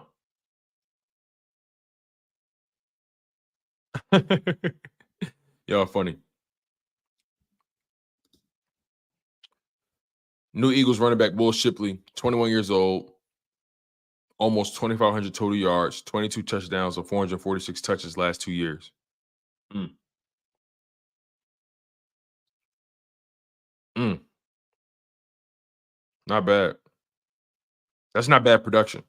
At Clemson, that's not bad production.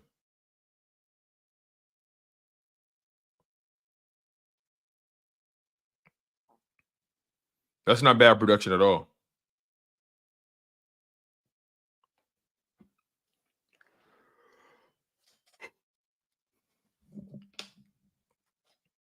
And again, he did it in Clemson. That's a prominent school. They go up against some pretty good competition there.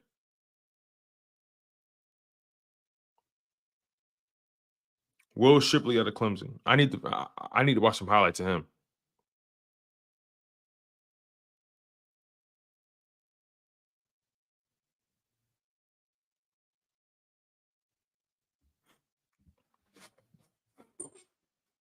I think Kenny Gainwell is entering year 3 of his Kenny Gainwell was in the Devontae Smith contract, so Gainwell is entering year 4, right?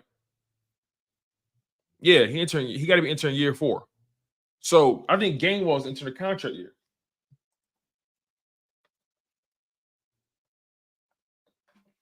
Yeah. So listen, you guys, hear me out, right? Listen to this. Listen to this. Kenny Gainwell is entering the final year of his contract. The final year of his contract.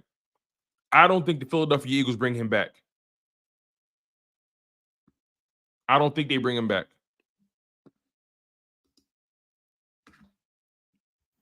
I think Will Shipley can compete for running back 2. What do you guys think? I think Will Shipley can compete for running back 2.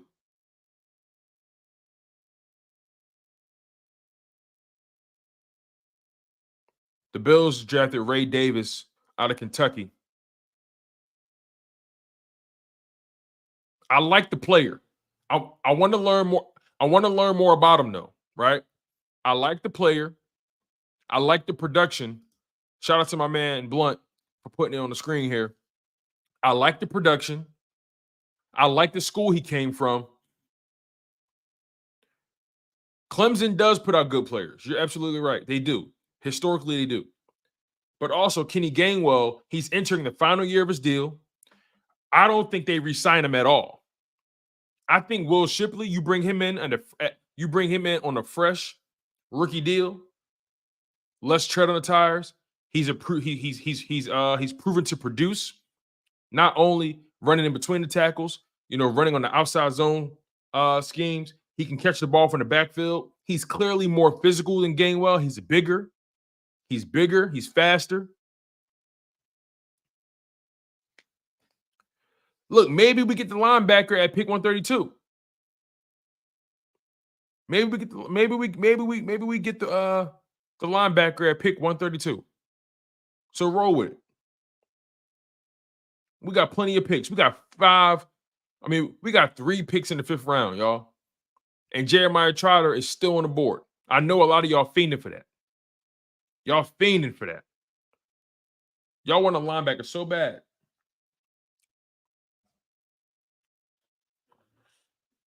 I think they go linebacker.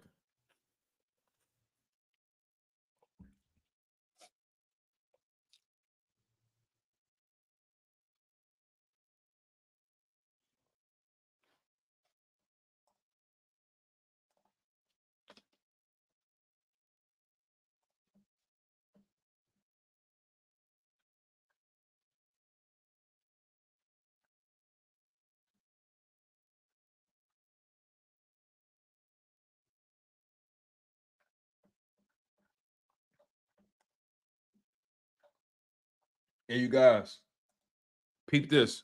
I want to show you guys something.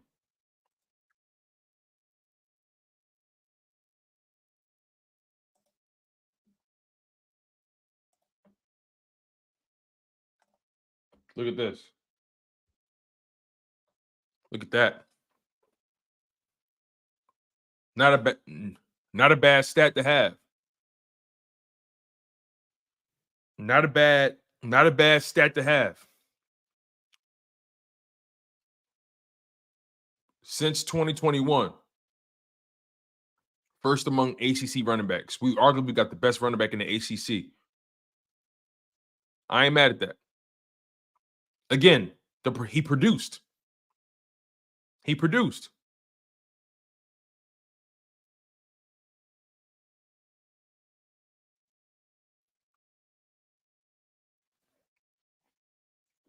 So I ain't mad at this.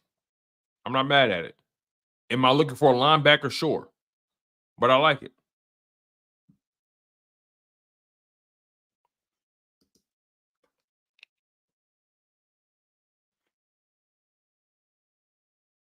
Listen, here's the reality. Saquon is not going to play every snap. The Philadelphia Eagles, they paid him, but you also want to make sure he stays healthy. So I don't think the Philadelphia Eagles are going to run Saquon into the dirt like a lot of people think. I don't think they're going to do that.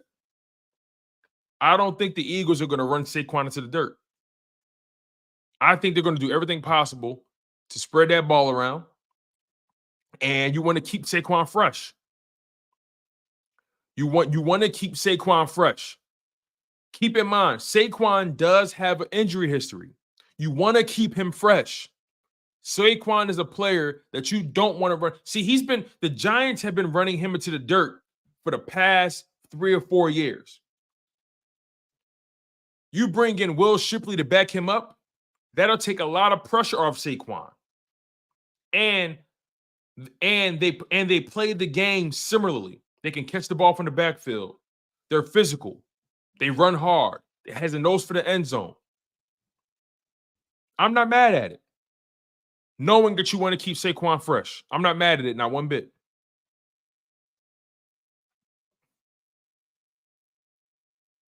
Exactly, David. Exactly. We don't have, just because you got it, listen, just because you got a bazooka, that don't mean you use it every time, right?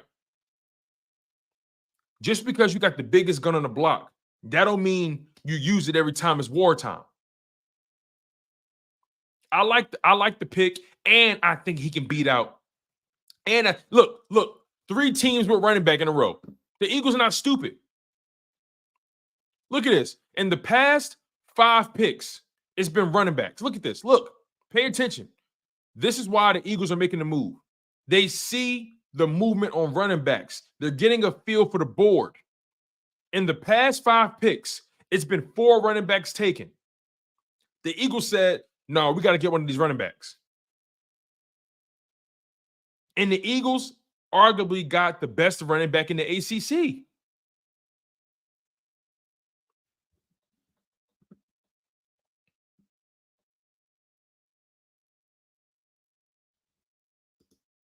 Very possible, Blunt. Very possible. It's very possible. But I think I'm willing to argue Shipley, he's going to have to earn it, obviously, because he is a 4th-round pick. He's going to have to earn it. But Gainwell was a 4th-round pick, right? Gainwell was drafted in the 4th or 5th round. Let me double check that. I don't think Gainwell has the craziest resume. Kenny Gainwell was drafted in the 5th round. So I don't think it's impossible for him to outplay Kenny Gainwell.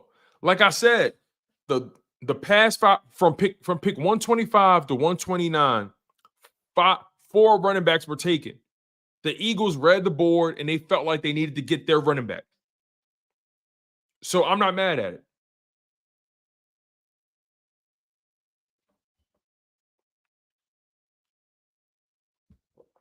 I'm not mad at it. And I'm not sold on Kenny Gainwell anymore. I'm not. Wait, they move again? Oh my God, they moved again. Ah, here we go. Well, that's it. That's it for the 4th round, you guys. That's it. That's it for the 4th round. Now I got to see what they got back for it.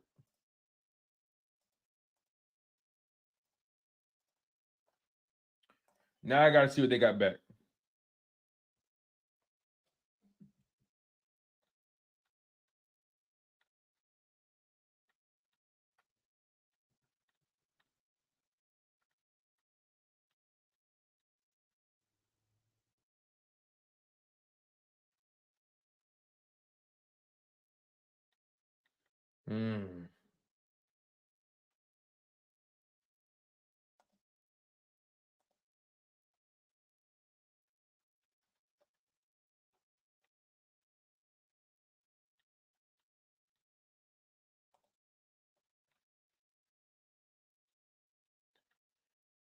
What are they doing? What are they doing? They can't keep getting away with it. They can't keep getting away with it.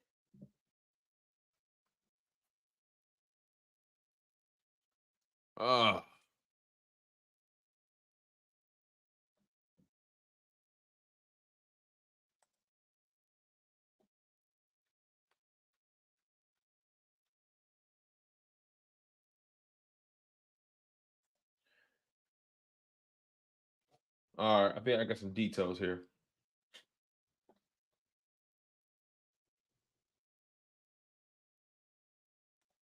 All right, I think we got some context. All right, so here we go. Here's the trade details. Here's the details here.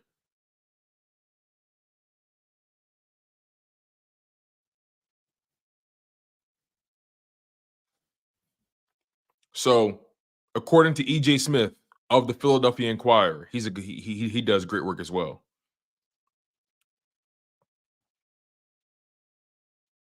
The Eagles pick up another 2025 pick in exchange for moving back from pick number 120 from pick 132.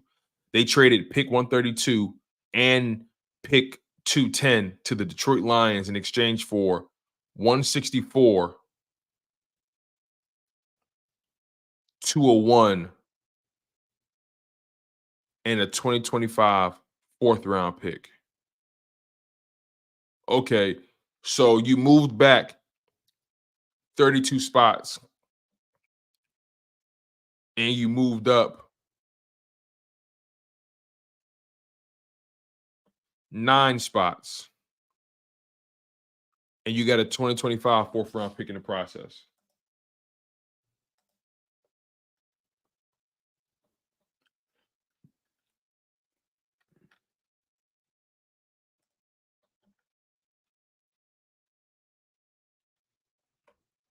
So we've been talking about it, right? We've been talking about that fourth round pick that they need. Hey, we was talking about it earlier, right?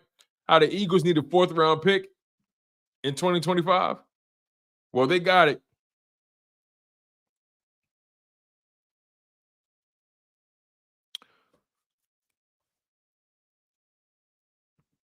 So hold on, let me see something.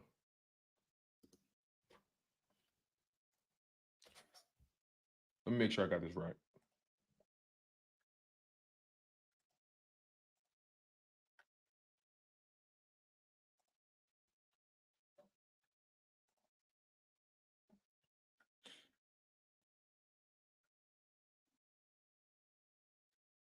So now the Philadelphia Eagles have 4 fifth-round picks. Hey, you guys, hold on real quick. Let's put it in perspective, right? Typically, teams have a pick in each round, right? So the Eagles drafted a first rounder. They drafted a player in the first. They drafted a player in the second. They drafted a player in the third. And they drafted a player in the fourth.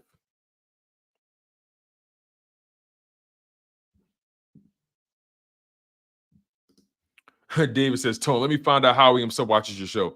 Hey, what did I tell you guys? Listen, David, thank you so much for investing in the channel, my man. I really appreciate the love. You always show a lot of love, man. I really appreciate you. Remember, I don't know if you guys remember this, but remember I did that mock draft and I had the Philadelphia Eagles trading back a lot. Remember that? And I accumulated like 10 or 12 picks. I don't know if you guys remember that, but I had the Philadelphia Eagles trading back multiple times in that one mock draft. And lo and behold, that's what they're doing. But thank you, David, for the $5 donation, my friend. I really appreciate you. I hope Howie watches the show. That'd be pretty cool, wouldn't it? All right, we got 122 people on YouTube, 149 on X. Make sure you guys smash that like button. Make sure you guys are subscribed to the show. I really appreciate all the love and support. It's really awesome. Really awesome to see you guys lock in the way you guys have. So yeah, if the Philadelphia Eagles are no longer picking in the fourth round, this is it. They in the fourth round, they selected Will Shipley, running back out of Clemson.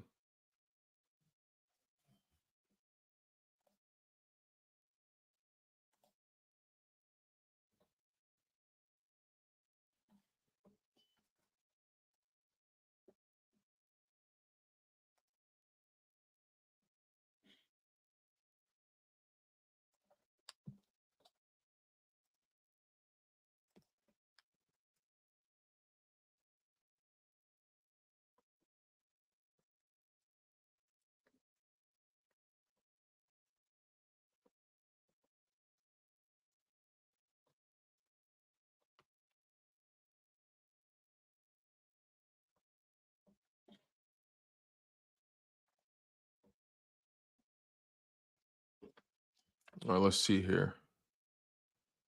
The Chiefs got a tight end, Jared Wiley, out of TCU. No, they're not. They better not. Oh, Andy Reid is over there. Oh, fuck. They might. Woo. Okay. Woo.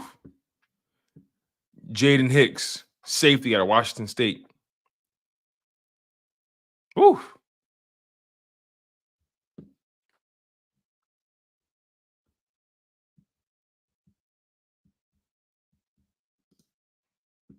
Yes, sir.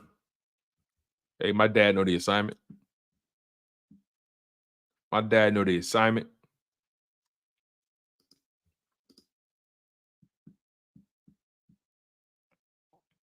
I think the Eagles know what they're doing too.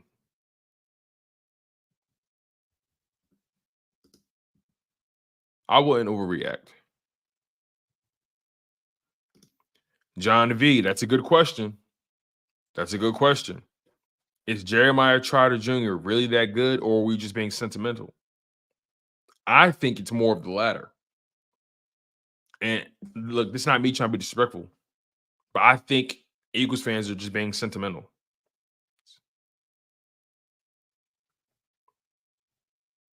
That's exactly what I believe, John. I think he can be a player. You never know, but I do think most of us are being sentimental about it.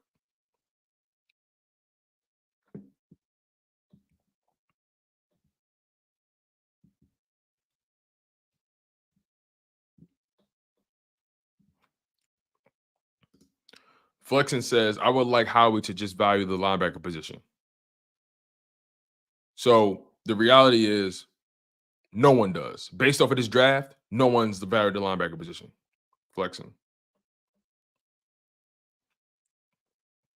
Based off of this draft, no one is valuing the linebacker position like that.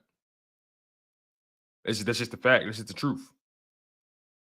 That's just the truth. Not many teams have valued it.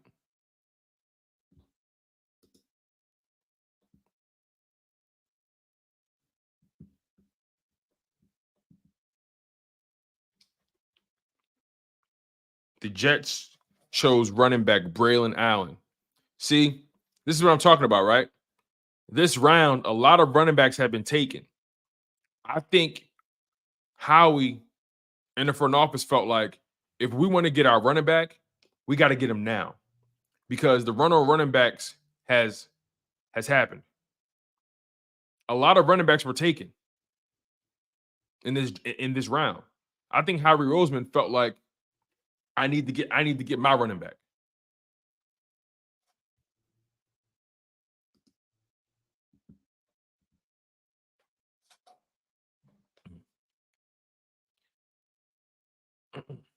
I think that's exactly what happened. Trey 979 says, did they pick the right one though? Look, when you got that offensive line, you can't go wrong. I think at that point they picked the one they wanted.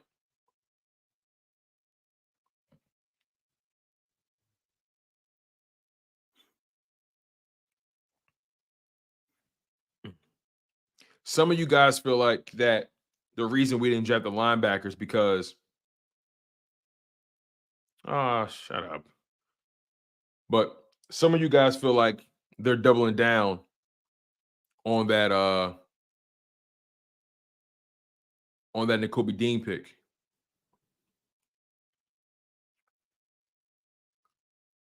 I'm not here to say Nakobe Dean is anything good or bad. I have no idea what he is. And neither do you. You're assuming. That's the reality. And that's okay. But ultimately, I would disagree that they're doubling down on it, because here's the reality. I don't think they're doubling down on Nakobe Dean because they brought in 4 linebackers in free agency. That's the complete opposite of doubling down on somebody. Pay attention to the moves they made. Pay attention to the moves they made. They brought in 4 linebackers in free agency. You think they're doubling down on the Kobe Dean? Think about that.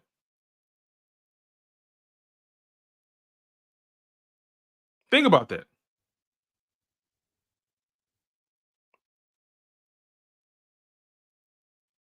It doesn't matter. It doesn't matter. You know nothing about these guys in the draft. We also don't know much about the players they brought in. So you can pick and choose and be selective about who you think is going to be good and who isn't. But the reality is, you don't know shit. You guessing just like me. So be humble and watch the process.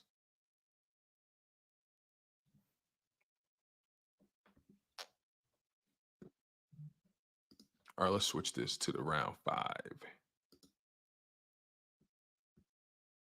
All right.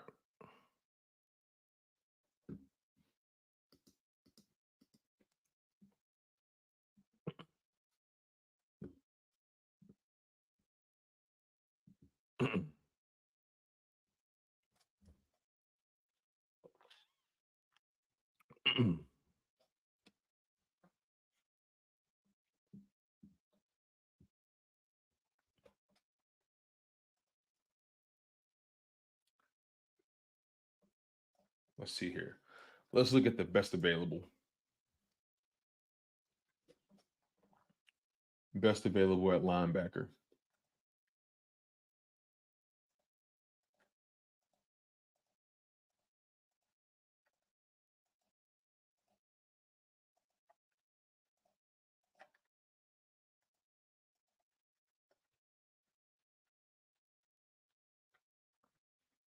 All right, so I'm looking at the linebackers, right? And not many of them have come off the board in general. Not many of them have come off the board.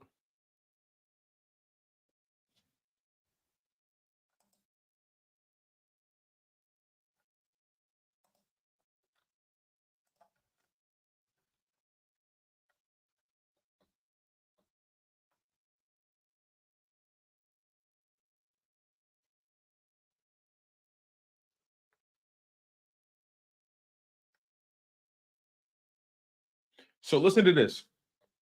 I want to show you guys something.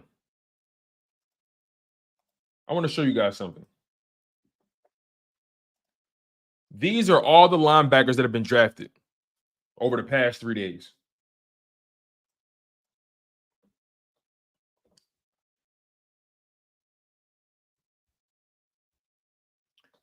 These are all the linebackers that have been drafted over the past 3 days.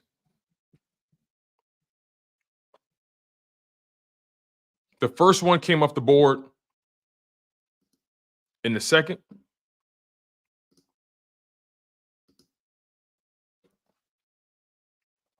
Then in the third round, there was a bunch of them taken, and then 2 came in the fourth.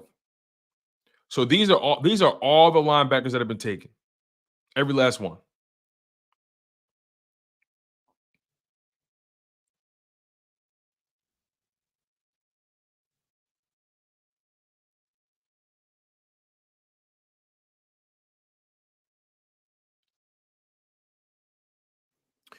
My point is, there's a lot of guys left on the board. Well, he's an edge rusher, RJ. But to your point, I guess off-ball linebacker. I guess it depends how you want to describe it. But these are the linebackers that have been taken so far. Who would you guys have preferred?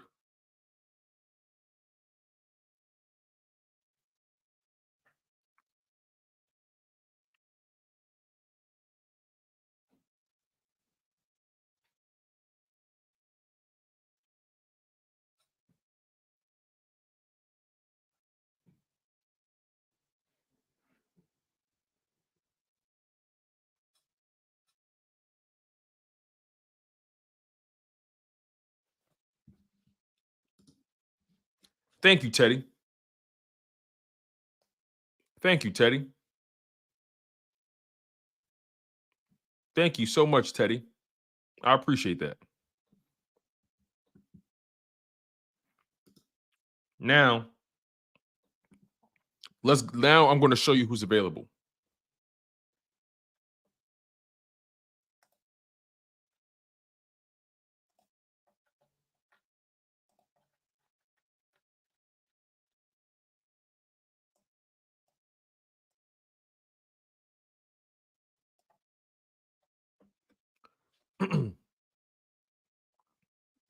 These are guys that are available at linebacker.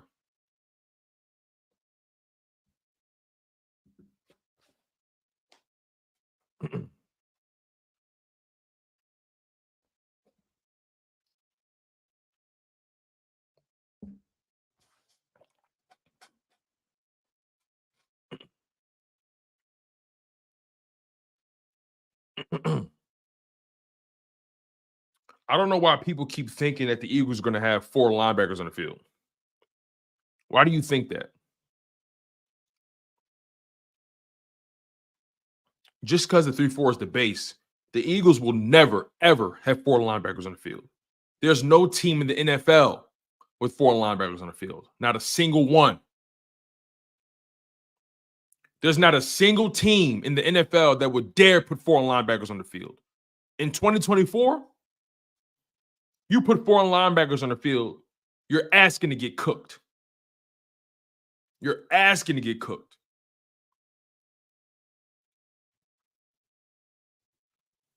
There's not a single team in the NFL that would dare put 4 linebackers on the field. At most, teams are going to put 2 traditional linebackers on the field. At most, you're going to see 2. And then everybody else is DBs and edge rushers.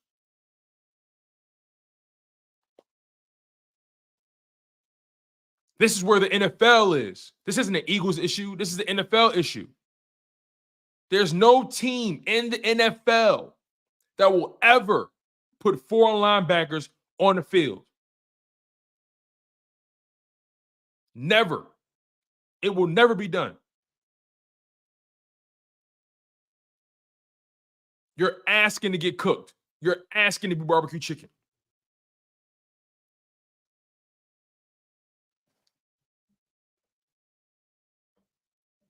The Eagles continue to maintain that they've done nothing wrong. The Eagles now have 3 extra picks that they've gotten today alone.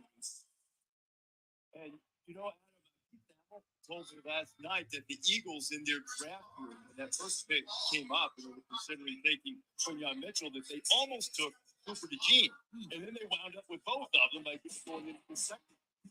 They picked up real quickly today. What do you think about what he just said? Love it, Reese. And I think Cooper DeJean was a guy who was in the mix for several teams. That's just one. It was several teams that said, okay, should we take this guy, that guy? The question is, what is he?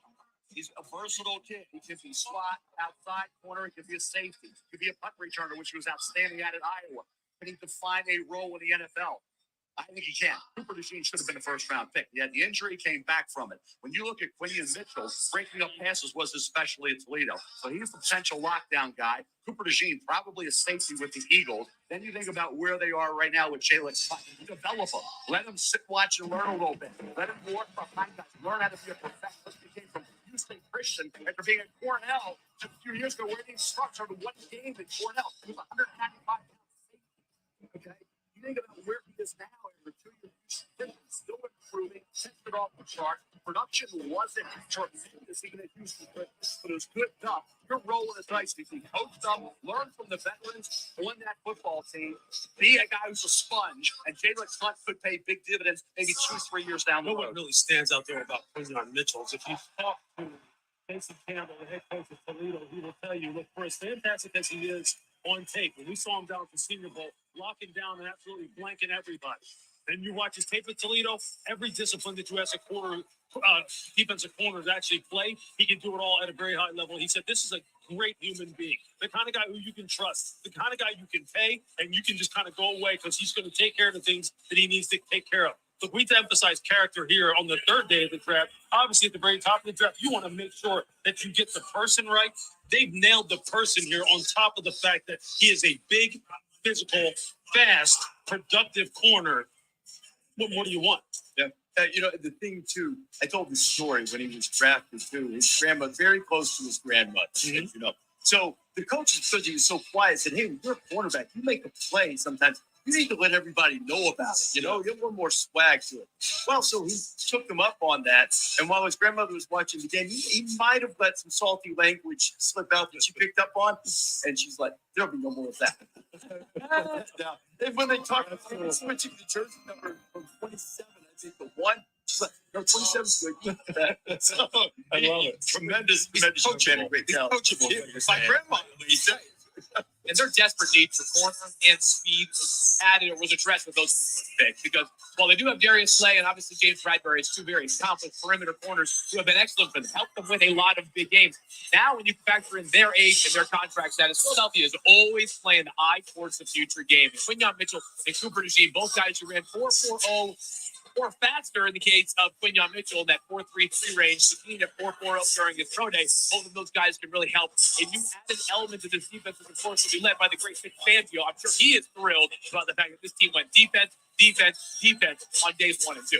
I know Field probably wasn't. I don't know if Field was alive in 2002, but the Eagles back then, they used 3 picks early and they fixed their secondary. Lito Shepherd, Michael Lewis, Sheldon Brown. So they completely fixed their secondary in one draft. That's what this reminds me of, the way they're targeting the secondary and saying, let's just go get some guys. We can plug a hole. Howie had never drafted a corner in the first round. He went and got 2 guys that we all had traded, both in the top 20. So the Eagles have done a fantastic job. Moments, the 5th round, the Chargers made a pick just a few moments ago. They just started. Listen, Bradbury's done. Bradbury's done. Happy birthday, Keisha. Happy birthday. Happy birthday, Keisha. Quinyon Mitchell said, he said, I swear Eagles fans just like being miserable. I know, right? At some point, right? At some point, you got to just be okay with what's going on. Like the offense is loaded. You added 2 DBs to the room. Relax. Relax.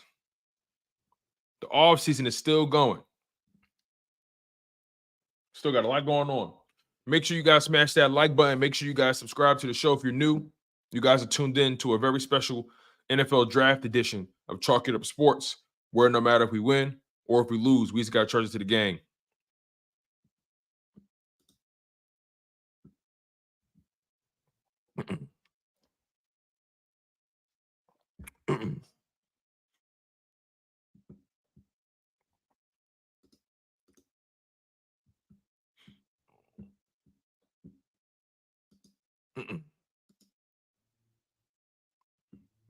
Hey, the Philly man, thank you. I appreciate the love, my guy. I really do.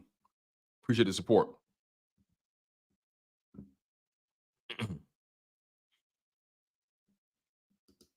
Let's see what we got coming up here.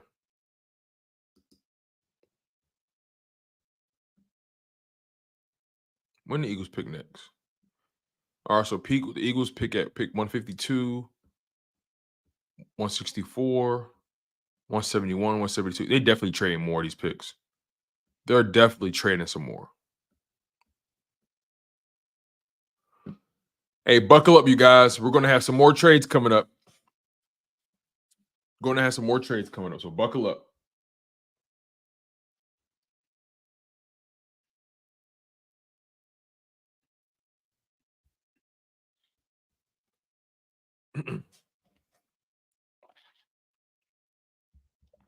Now I got to update this stuff, man. There's no point.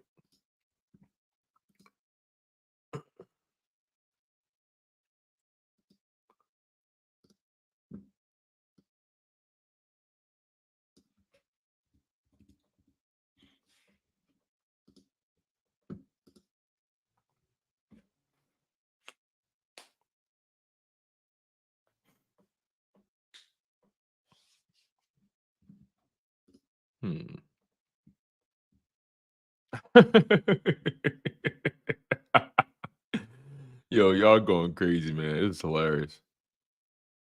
It's hilarious. But yeah, so far, I do like what the Eagles have done, though, as far as the players they had brought in. I really do like Quinyon Mitchell, Cooper DeJean, Jayx Hunt. We'll see what he becomes. That's definitely a work in progress.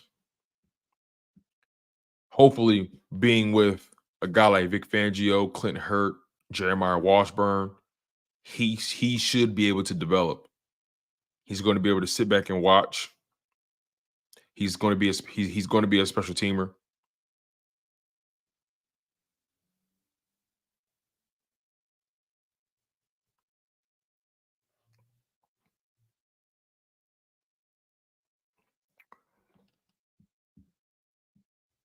Let's see.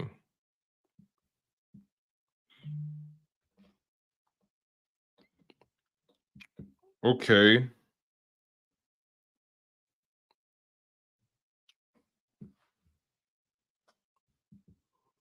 I'm really curious why Jeremiah Trotter Jr. is falling like this. Is it? I mean, it can't just be his size. It can't be.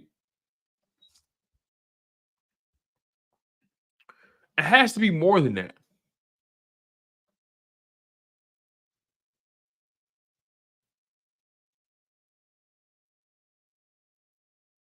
It has to. What do you guys think it is? Do you guys think when it comes to Jeremiah Trotter Jr., do you think it's strictly because of the size? Or more? Could it be more?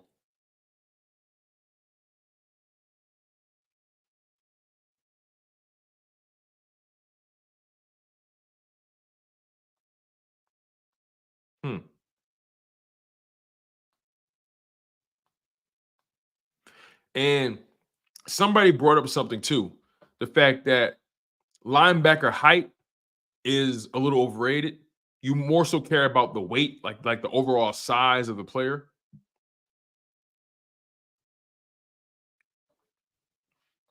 Because I think Jeremiah Trotter Jr. is clocked in around 6 feet, 6'1", 220, 220, like 2'8", something like that, 221.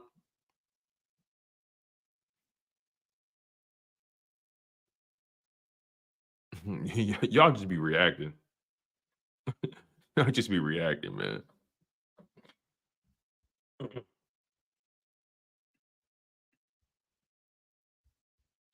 I love it though. Trying to think.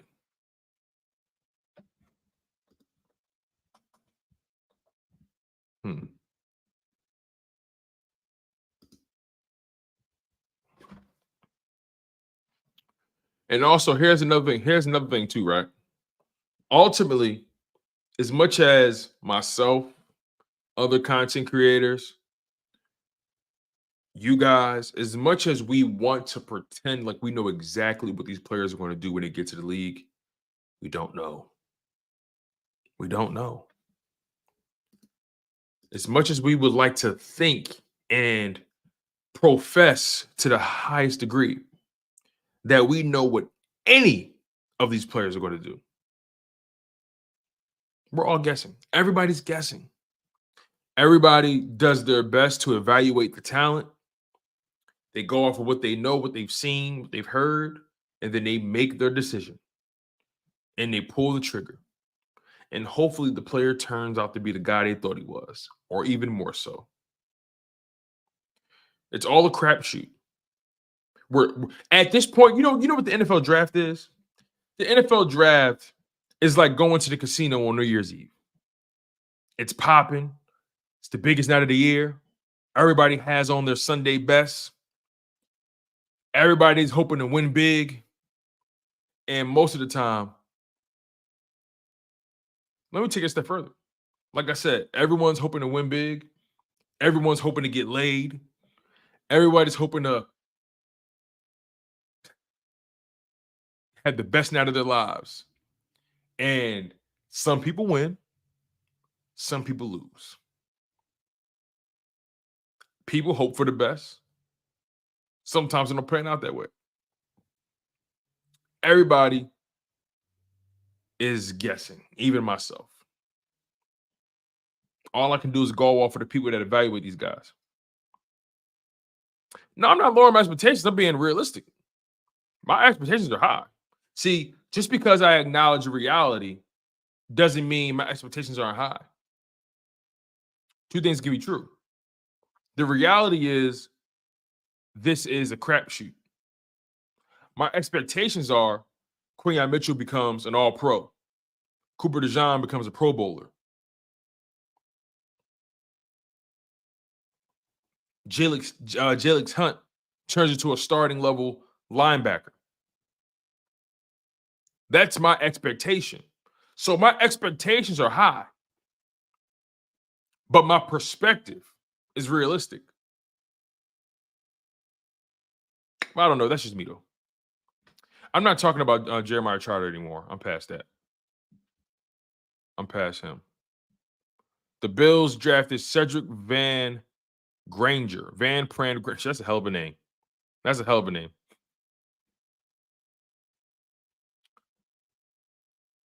Cedric Van Pran Granger, Georgia center. That's a hell of a name. That's a hell of a name.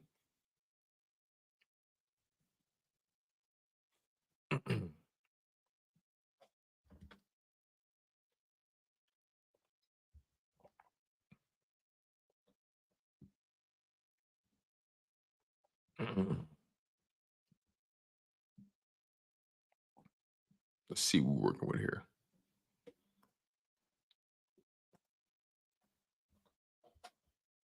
Let's see what's going on Twitter. See what everybody's talking about.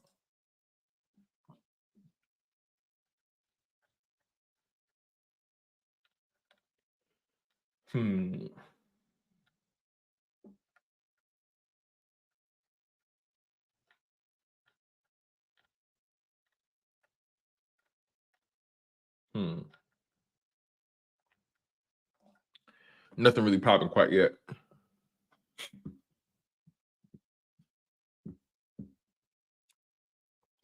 RJ funny.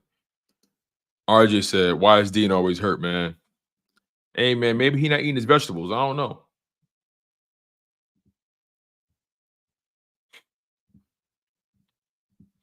Maybe he not eating his Wheaties. I don't know.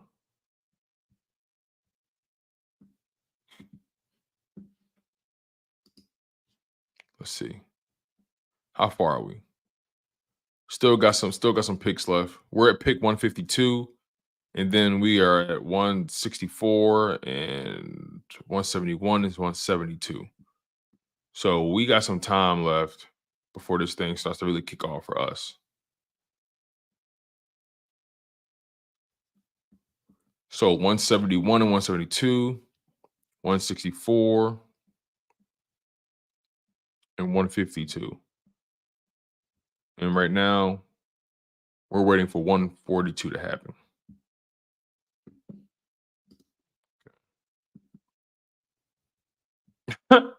Yo, Hannibal is funny. He said Trotter Jr. means equals off-brand. Flexen says Mean Dean is super bus material.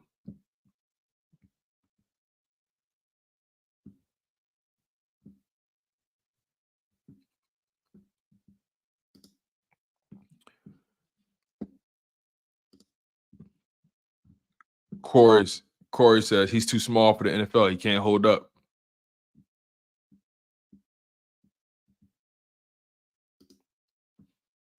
Infamous says, Tone, I know you've seen Luke McCaffrey killing your CB1.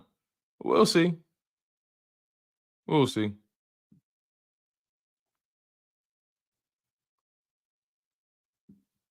We'll see. I actually didn't see that, by the way. But, to your point, we'll see. All right, let's show you guys linebackers that are available currently. Best available. Linebacker. I forgot Jerry Rice's son was still on the board. How do y'all feel about Brendan Rice? Not as an Eagle, but just in general. How do you guys feel about Brendan Rice? Again, not as an Eagle, but just as a prospect.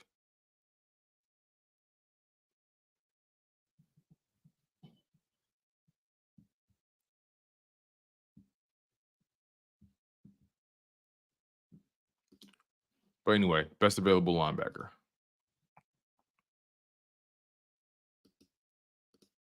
6 feet, 228. Well, he was bigger than Dean coming in. Sure. One thing I will say, based off of these measurables, Jeremiah Trotter Jr. is bigger than Dean. When Dean came in, he was 6 feet or like 5'11", 6 feet, like 219, 220. At least Jeremiah Trotter got 10 pounds on him, 8 pounds on him, at the very least. But these are the best. These are the best available linebackers right now.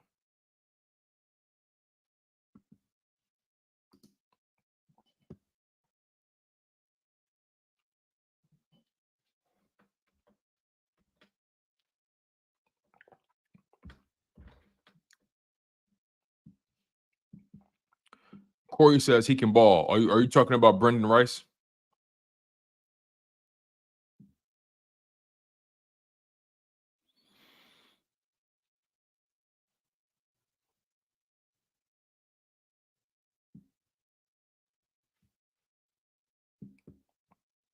Corey says he's more durable than Dean. Are you talking about Trotter?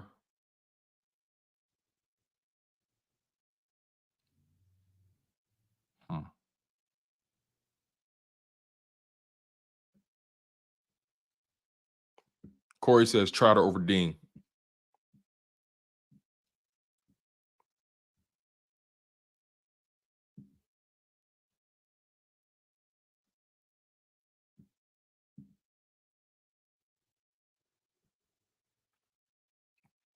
Flexen says, I trust Trotter over Dean too. Tell me why. I'm just curious.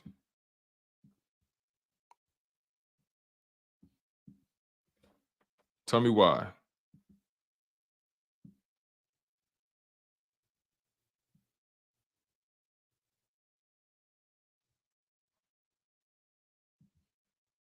I do miss TJ Edwards. I do miss TJ Edwards a lot.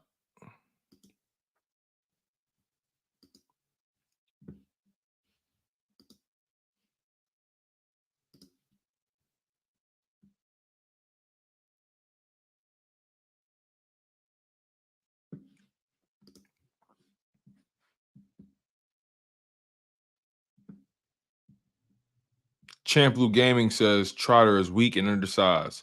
Sound good in college, not pros. Chin says guys like TJ are why they don't respect the position, though. Got him undrafted. That's a good point. It's a very good point. Excuse me, you guys. Sorry about that.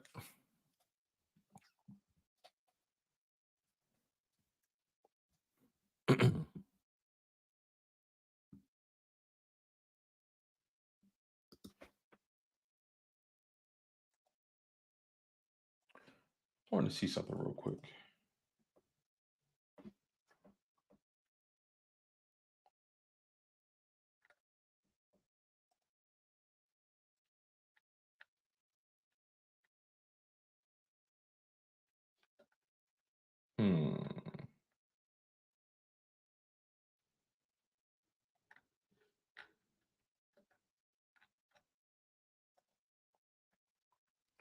All right.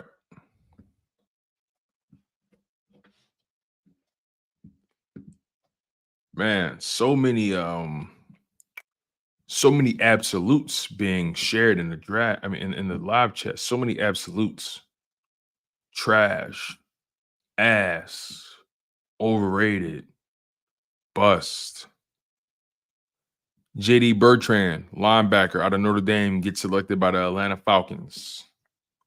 JD Bertrand, 6 feet, 235. See, here's the thing, you guys. These linebackers are not tall anymore. That's what I'm realizing at this point. And I need to change my mindset, right? These linebackers aren't tall anymore. You're not going to find these 6'6", 6'5" linebackers, 260. That's over with, clearly. Clearly it is. Those guys are playing the edge. All those 6'4", 6'5", 240, 250, 260 guys, they're not playing inside linebacker anymore. Those guys are all playing on the edge, getting at the quarterback. So it seems like all the guys that are considered to be the interior linebackers, they're all 6 feet, 6'1", between 225 and 235, 240. It's like I'm thinking about it now, and I have to shift my perspective here because I've been looking at the linebacker position like, wow, we need to get a bigger guy down there, and it's like even when you think about some of the best interior linebackers in the league, I'm trying to think who said it. I'm trying to think who said it. I can't remember who said it, but somebody mentioned Roquan Smith. And Roquan Smith is only 6'1".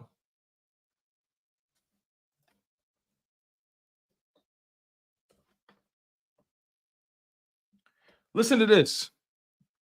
Roquan Smith is 6'1", 236 pounds.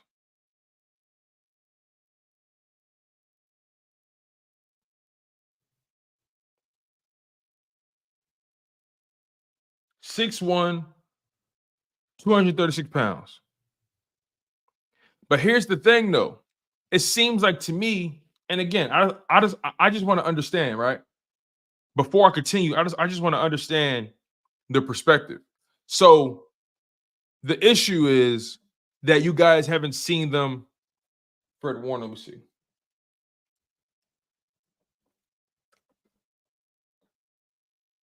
Fred Warner, he's 6'3", but he's 230. You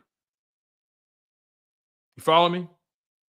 Fred Warner is 6'3", but he's 230. So not really that heavy. Jeremiah Trotter Jr., according to ESPN, he's 228. 228, 6 feet tall. So it's like these linebackers you're seeing now, they're typically between 6 feet, 6'3", 225 to 235, 240 maybe.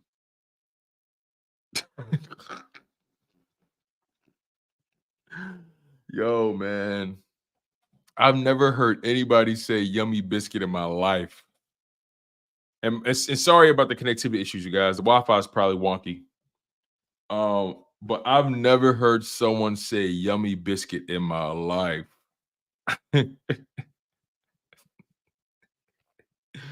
Yo. Oh my God. Yo, that is insane. What is going on? It's just football.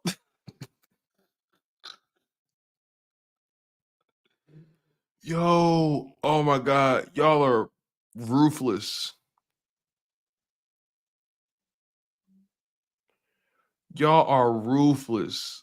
Oh my God. Y'all are ruthless, man. I don't even know what to make of it.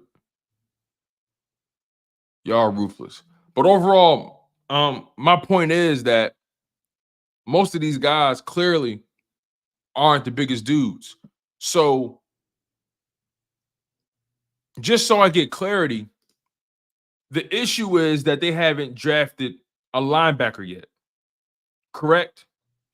Real quick, I need everybody to focus real quick. So the issue most of you guys have is the fact that the Eagles haven't drafted a linebacker yet. Right? That's the problem. Not who, but what. I just want to make sure we're all on the same page here.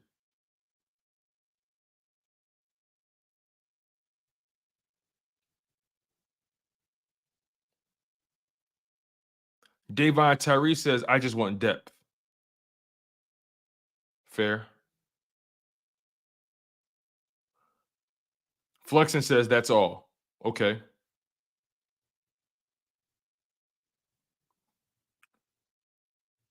Brian Grant says, Barrett Carter outperformed Trotter He was a product of being beside the best backer in the nation.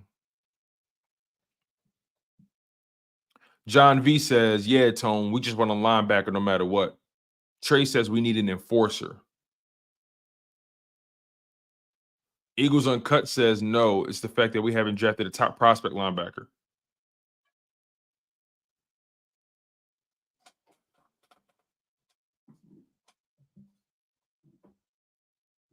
Hold on, you guys. Let me double check something at the door. Give me a second.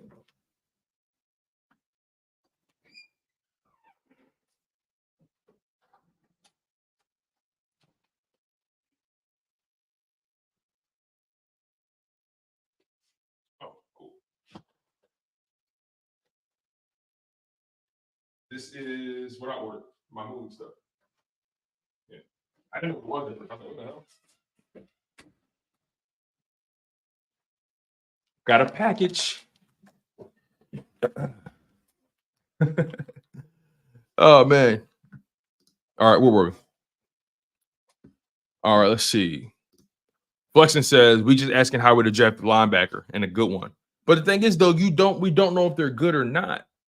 So that's why I say I think we just want a linebacker, right?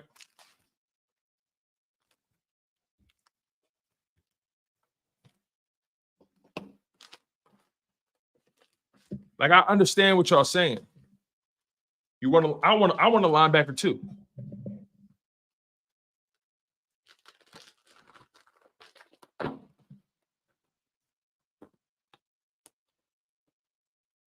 So I hear you. I want a linebacker too.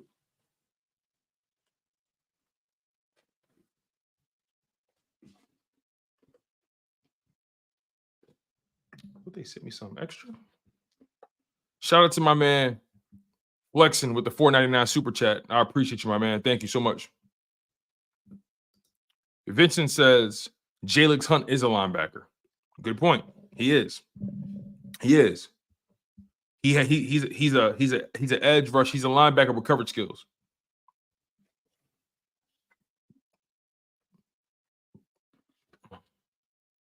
That's a good point, Vincent. He is a linebacker. That's a good point. Vincent just told y'all. Jalyx Hunt is a linebacker.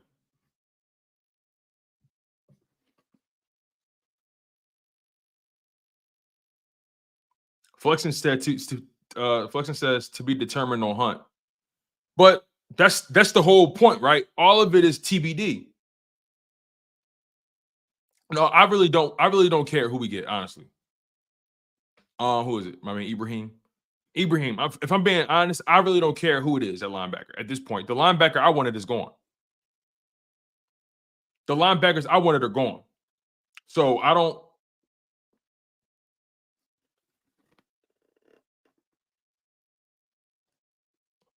So I can't even front.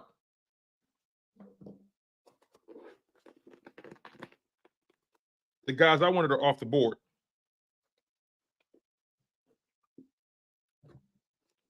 So at this point, it's whatever.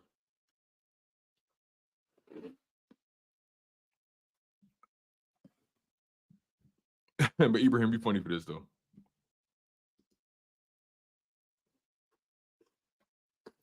All right, let's see. All right, we still got some moves happening.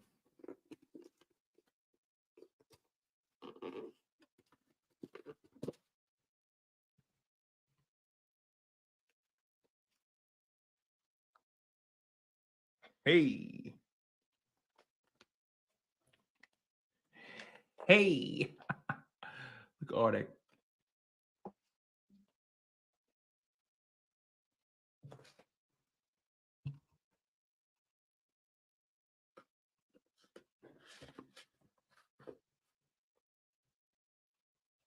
All right, all right, all right.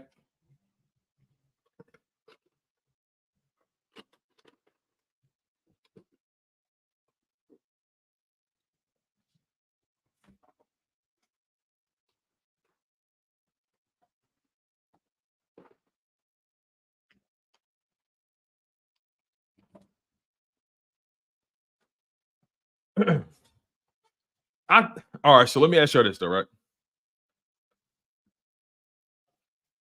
Oh shoot.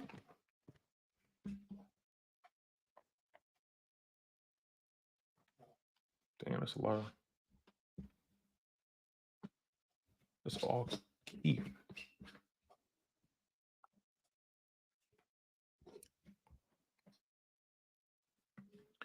It's gonna be a good Sunday, fun day. Oh man.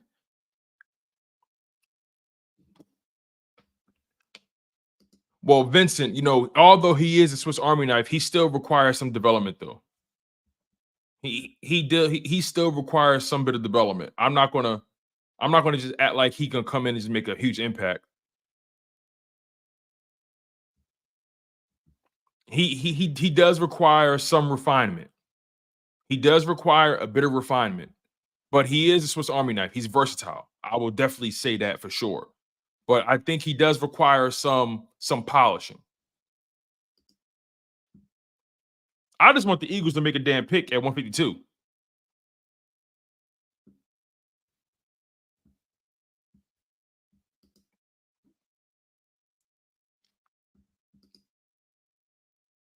Like, yo, let me ask y'all a question, right? You know, all those players drafted in the first round, for example, I don't believe this, but just roll with me, right? All those players like a Caleb Williams, Jaden Daniels, Drake May, Malik Neighbors, you know, like all those guys in the first round, you know, all those guys can fall off a cliff or not be the players we thought they would be. There are so many times where a player drafted in the 6th round ends up being better than a guy drafted in the 1st round because of the situation he's in, because he maximizes opportunity. There's so much that goes into being a pro: the preparation, the off the field stuff, coaching, how they use you, development.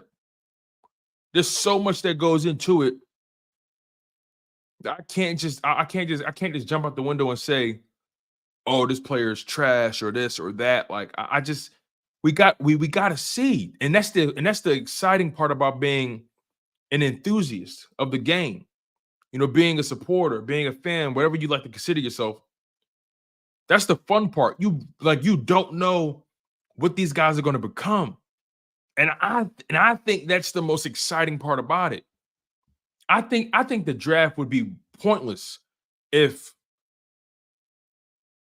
we knew everything off bat.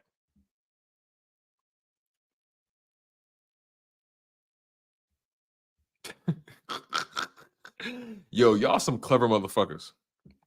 Y'all are some clever motherfuckers. I'm telling you that right now. Y'all clever as hell. Y'all super clever. Ibrahim said, "Why get a Swiss Army knife when I can get when you can buy a gun?" Y'all are clever.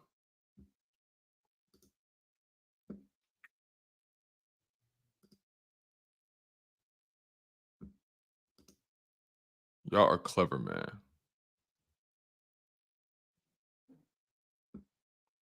Oh, what we got? The Raiders chose linebacker Tommy Eichenberg. I liked him.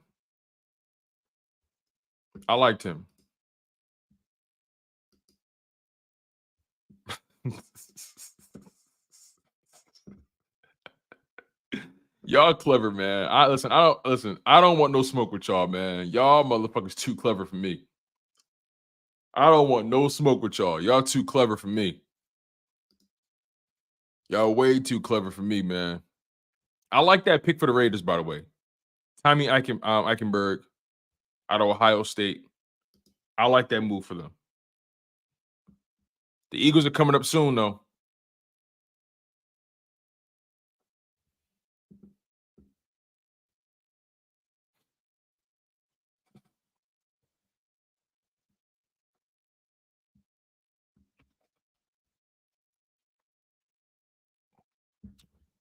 Y'all way too clever for me. I don't want no smoke with y'all. Y'all ruthless. I'm just the man in front of the camera. That's all. I'm just here for your entertainment. Don't pay me no mind, y'all. It's like a It's like a piranha tank in the live chat. Corey said, wait, y'all don't like biscuits? Why am I just seeing this? Why am I just seeing this, yo? Yo, what's going on? Why am I just seeing this? Corey, what the hell are you doing? Corey, what are you talking about? Why am I just seeing this for the first time? Yo.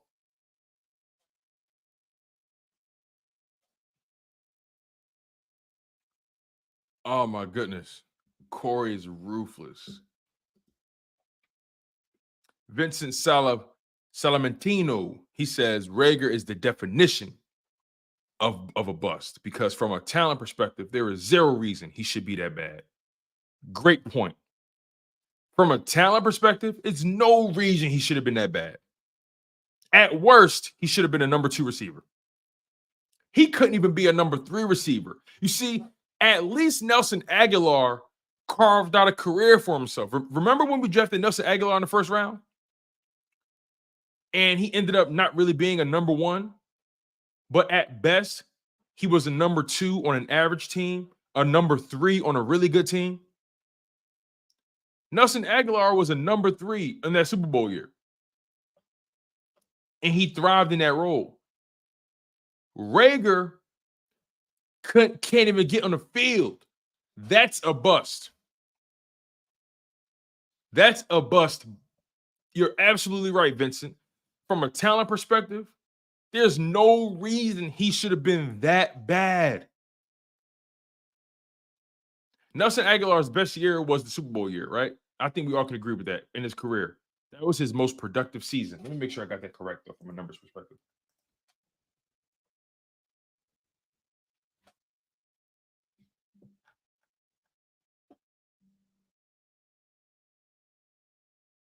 Okay, so from a numbers perspective, Nelson Aguilar's most productive season was that one season he had with the Raiders, where he had 896 yards and 8 touchdowns on 48 catches.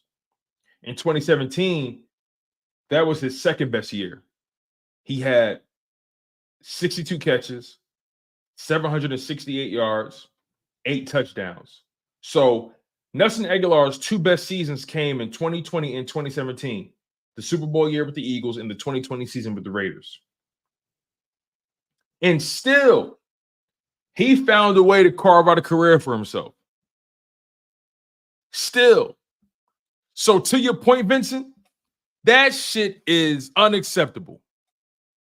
For Jalen Reagor to be drafted that high and still couldn't even carve out a role for himself based off of the listen, with all the evaluations on, there's no way anybody could have predicted he'd be that bad. There's no way in hell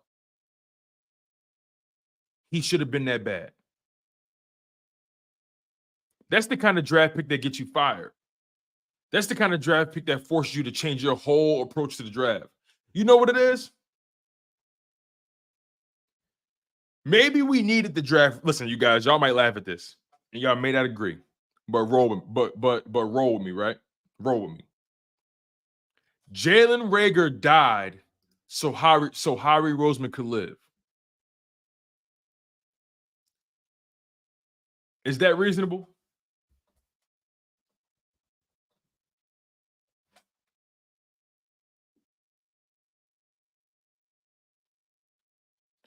Jalen Reagor died so Howie Roseman could live.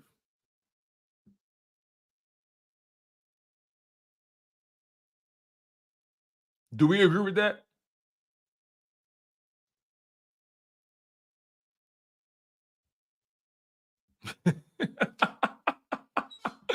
Corey, I am not pulling up Jalen Reagor's career totals. I am not doing that.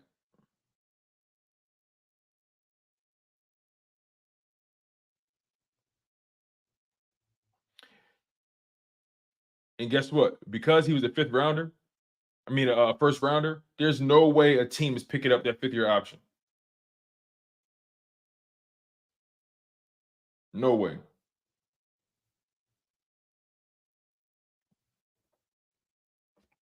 No way.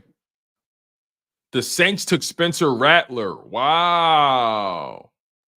Wow. Listen, I'll put it to you this way. I'll tell you, Jalen Reagor's career numbers in the NFL through 56 games played, Jalen Reagor has put up 79 catches, 937 yards, and 4 touchdowns. I'll say it again. For his entire career, Jalen Reagor has put up, and remind you, this is through 56 games. Mac Hollins was better than Jalen Reagor, significantly better. Mac Hollins actually carved out a nice career for himself.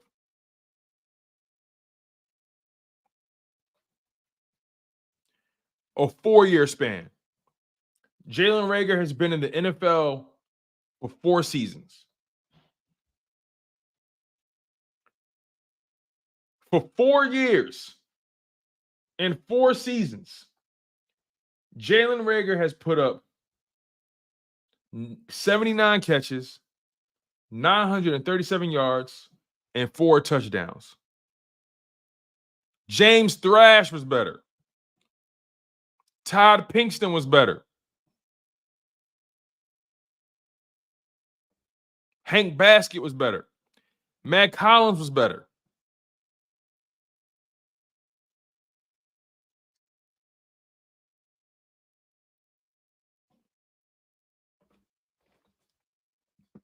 Nelson Aguilar, listen. Nelson Aguilar got my respect. He was huge for the Super Bowl year. Freddie Mitchell was better.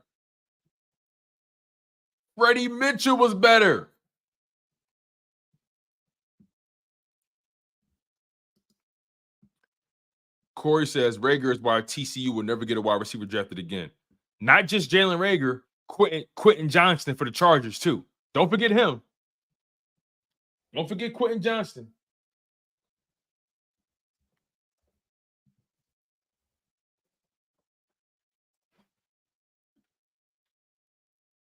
Don't forget Quinton Johnston. Quinton Johnston for the Chargers. Remember him? He just went through his rookie year. All right, here we go. Eagles on the board. What are we doing?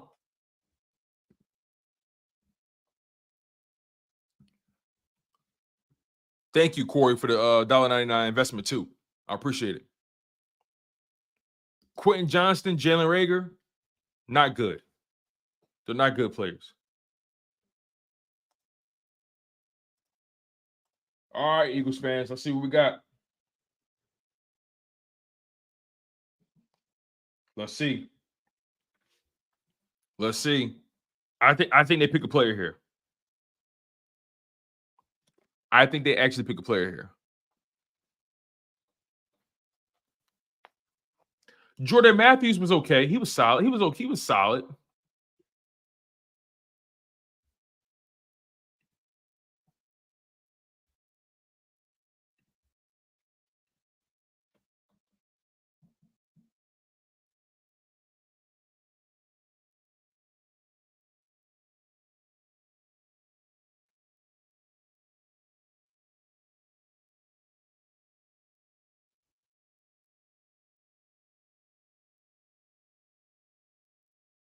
Eagles on the clock. Who they picking? The pick is in. Who they picking?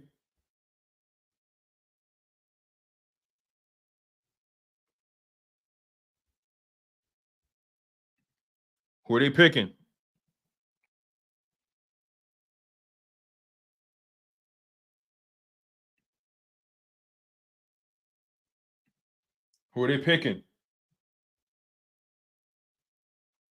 Wow.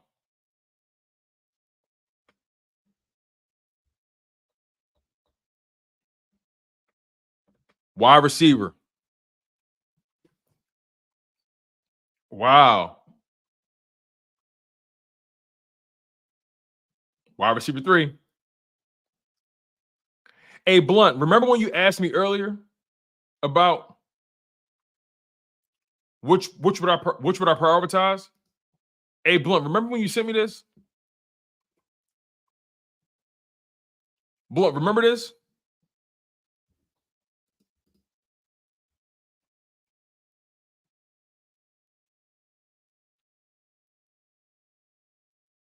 Blunt, where you at? Remember when you sent me this? It's funny how the Eagles have picked their priority. They've told you their priority. RB3, wide receiver 3, and now we're going to find out where a linebacker stands. We're going to find out. We're going to find out. It turns out they prioritized running back 3 and wide receiver 3.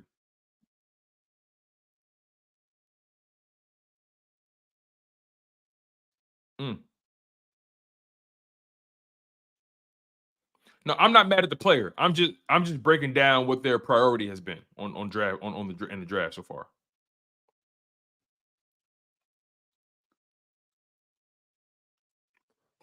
Corey going through it right now. Corey going through it.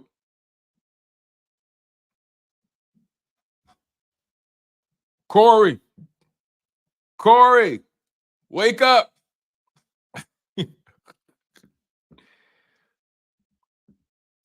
Wake up.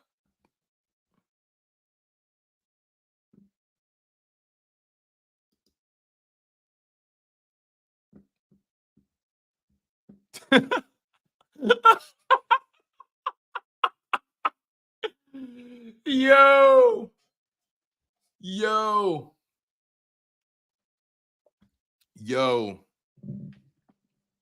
I think Howie not taking Jeremiah Trotter Jr. because y'all keep pressuring him to do it. You know how somebody keep pressuring you to do something and you not going to do it because it's like a big fuck you? I think it's one of those situations. I think Howie look at it like, fuck y'all, I'm not doing what y'all want me to do. That's exactly what I think he's doing. Wow, that's crazy. That's crazy.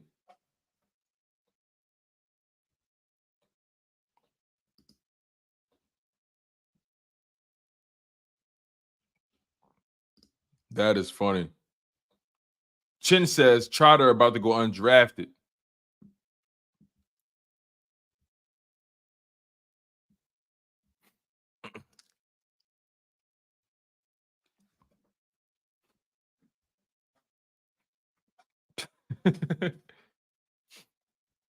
All right, so when's their next pick?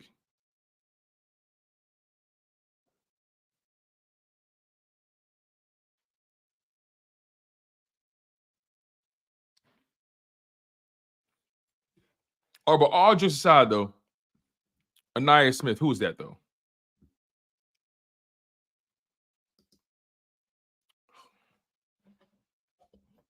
She turned that down. Hold on one second, y'all.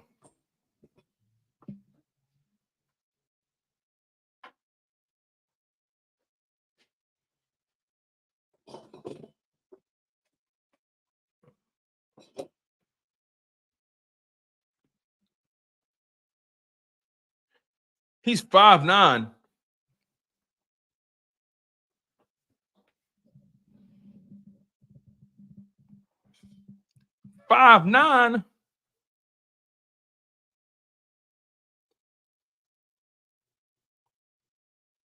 Oh, snap.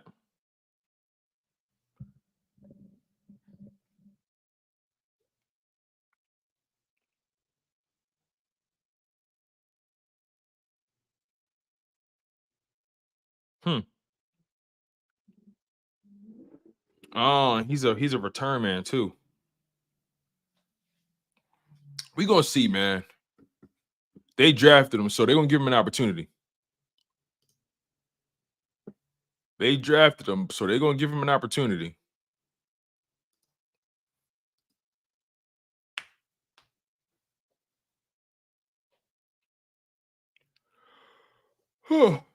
By the way, you guys, no SEC players, by the way. No SEC players. Wait, Texas A&M.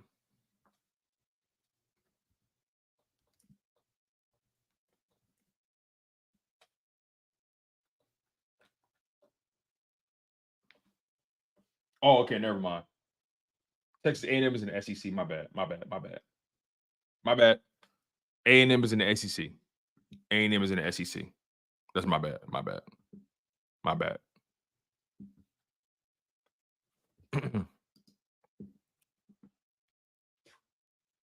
I gotta look up some of his. Let me look up his highlights, man. Let me look up his highlights. Let me look him up. What is it? Ainias Smith. Ainias Smith highlights. Let me look it up. Let's see what we got here.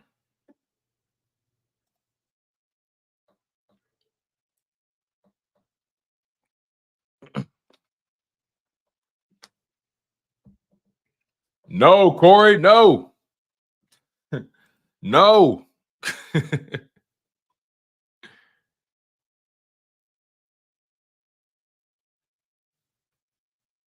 see. All right, let me look at this guy.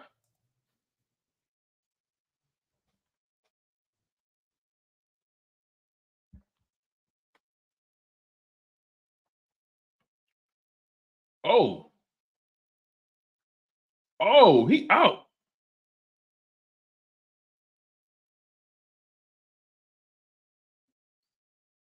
Wow. He be out.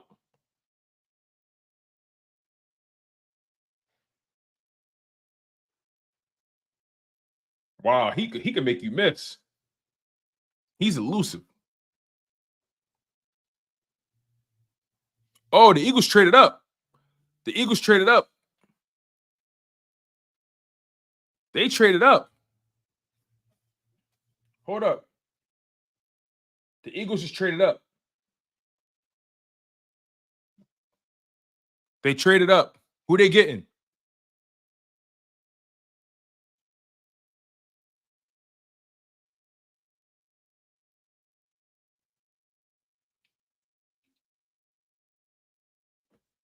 They traded up. What did they give up? What did they give up? They traded up. The Eagles traded up.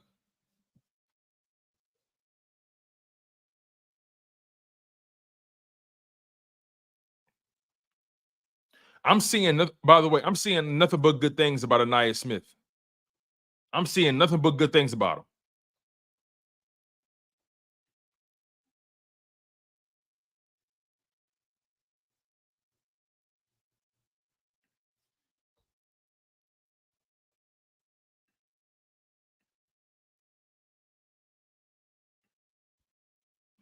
So they traded picks 164 and 201 to the Colts for pick 155.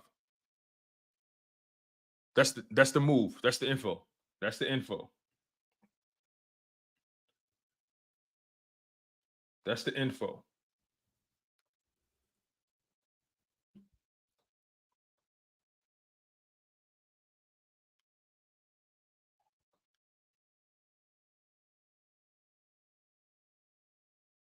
I'm seeing nothing but good things about Ainias Smith, by the way.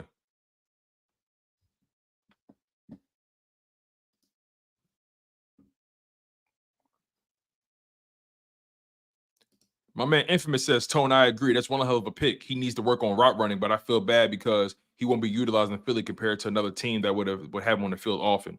Well, if he can get in the slot, if he can beat out Paris Campbell and Devontae Parker in the slot, then we may have something going there. You never know. And then also Kellen Moore, he likes to have 4 wide receivers out on the field sometimes. So let's see. Who do they pick?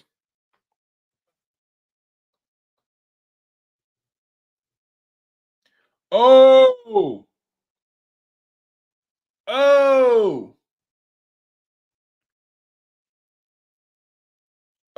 Whoa, hold up. They did it. They did it. They took him. They took him. They took him. Are you guys fucking happy now? Are you happy now? They took him. Are you happy now? Yo, Flexen said, thank God. All right. Now are we going to be nice? Flexen, Corey, are you two going to stop bullying people in this live stream right now? Because it's always y'all two motherfuckers. It's always y'all two. It's always y'all two motherfuckers. Are y'all gonna dial it back now? Are y'all going to create a healthy ecosystem for the people? Now Flexen talk about the Super Bowl. What the hell, man?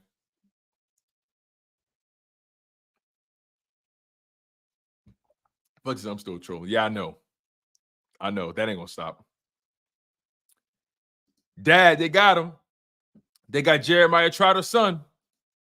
They got him.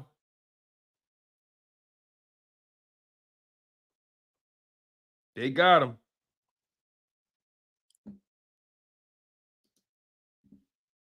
They got him.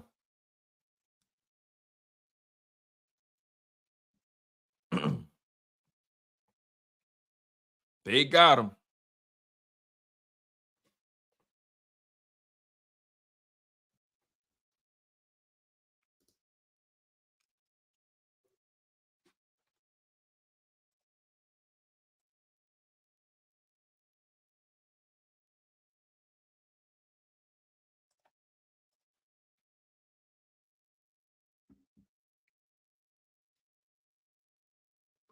Not a bad fourth round. I mean, not a bad fifth round. Not a bad fifth round at all.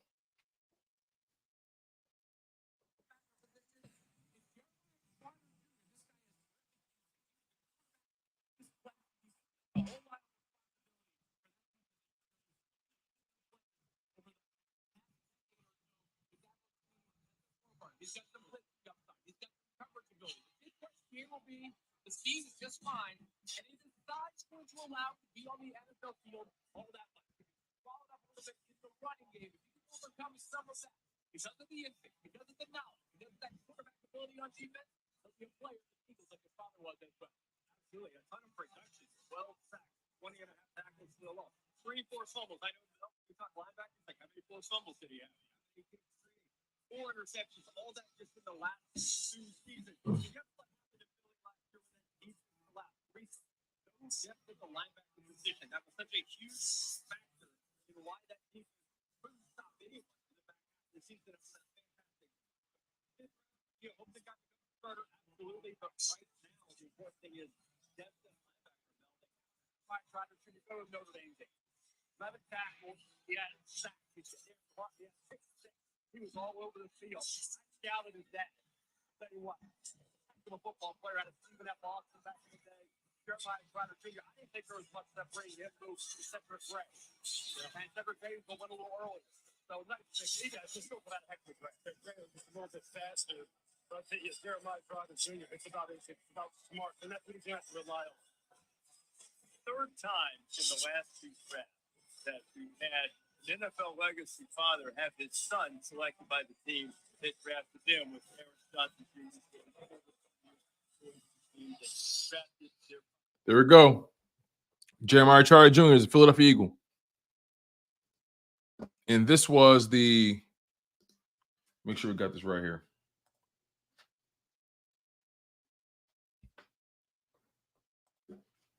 You got him in the 5th round.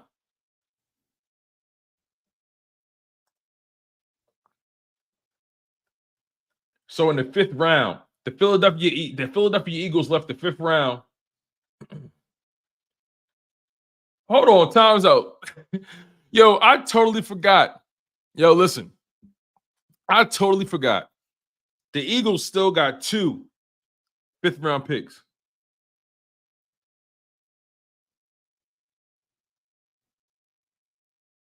You still got 2 picks left in the 5th round.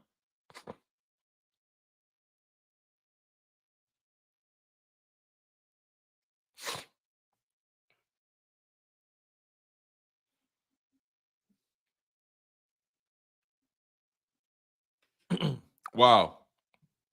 So real quick, while we got it in front of us, before the Eagles' next pick comes up, let's look at what the Philadelphia Eagles have done thus far.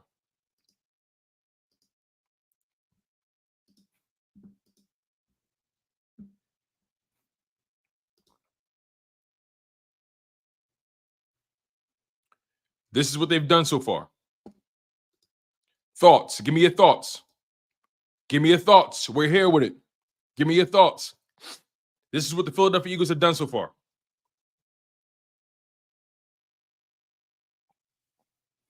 Give me your thoughts.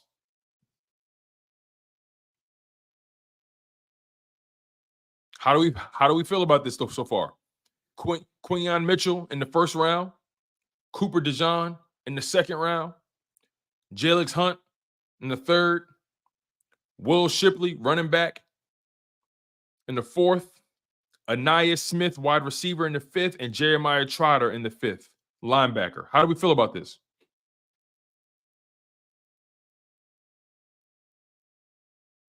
You realize that defense just got fast as hell, right? That Philadelphia Eagles defense just got super athletic, super quick, super twitchy. Like, do you realize how fast that defense just got? Now, y'all realize Howie Roseman going O-line from this point forward, right? Howie Roseman drafting O-line.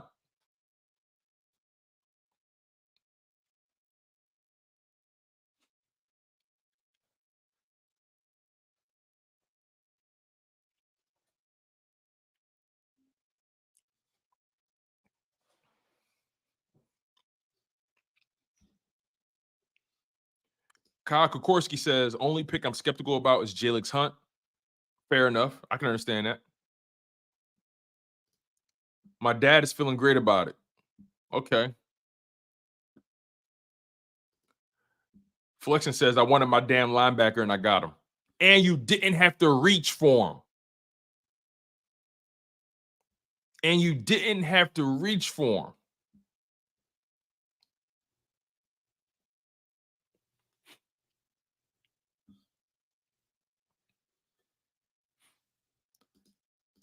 Jason Sink says, great value.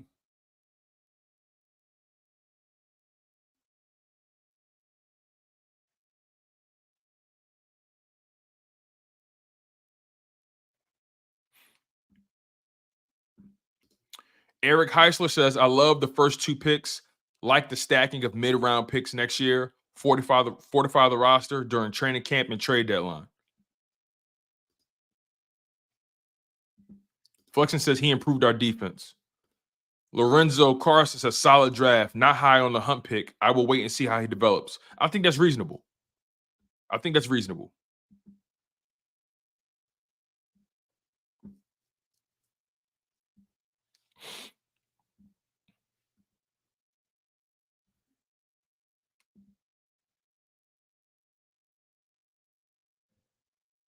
Murphy Brown, Jesus Christ is Lord. Absolutely.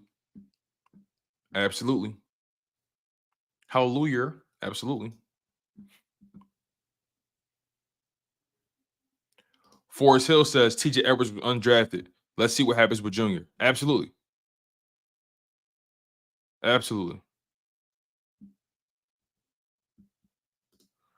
Ray Lester says Mitchell is their only solid pick. The rest are developmental at best. I don't see any of them starting anytime soon, and half won't make. I think you're off base with that. I think you're off base. I appreciate your opinion, Ray, but I think you're way off base here with this. I think you're off base completely. I think Cooper DeJean can definitely get on the field day one. I think Will Shipley can beat out Kenny Gainwell for running back 2. I think Ainias Smith can definitely be one of the receivers that makes the roster. Behind AJ Brown and Devontae Smith, you got Paris Campbell, Devontae Parker, and Lord knows who else. I think Ainias Campbell can make this roster for sure. Jeremiah Trotter Jr., I think he definitely can make the roster. It's going to be competitive, though. It's going to be competitive. But I think he can make the roster. Jayx Hunt, that's the one player that I'm curious about. I mean, he's a third rounder, so they're going to try their best to get him on the field. Vincent said Jalyx is easily the best name in the draft. Yeah, definitely. Or DeJean. Jalyx Hunt and Cooper DeJean have the best names. And the best names.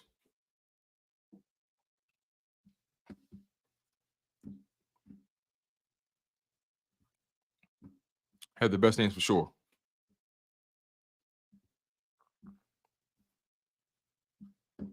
This is a different situation, Ray. This is a different situation we have here. You got to get the Quinyon Mitchell, Cooper DeJean. You got to get them on the field. You absolutely have to get those guys on the field. It's not even a debate. It's not a debate. Those two players got to get on the field.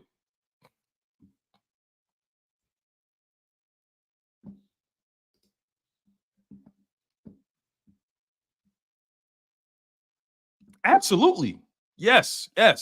Look, I think James Bradbury is getting cut.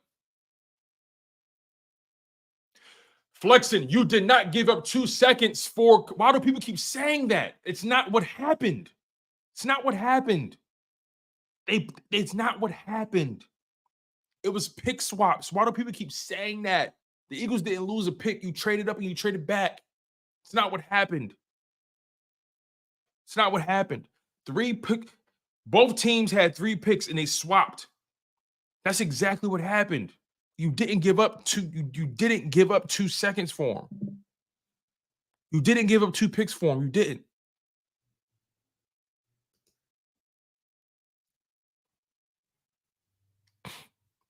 That's all it was. It was a pick swap.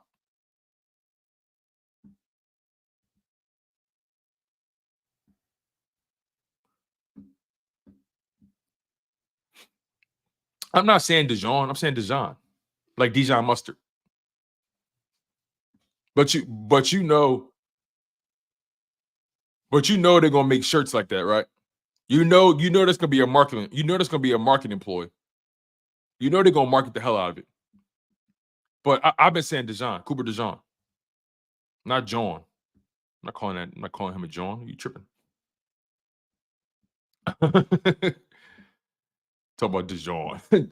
DeJean. Like, that's crazy. Like, that's crazy. My man Cody says Jerry Rice's son still out there. Facts, man. I don't know who's gonna pick him. I don't think Cooper. First of all, I don't know why people say Cooper DeJean was a reach. He was supposed to go in the first. You got him in the second. How was that a reach?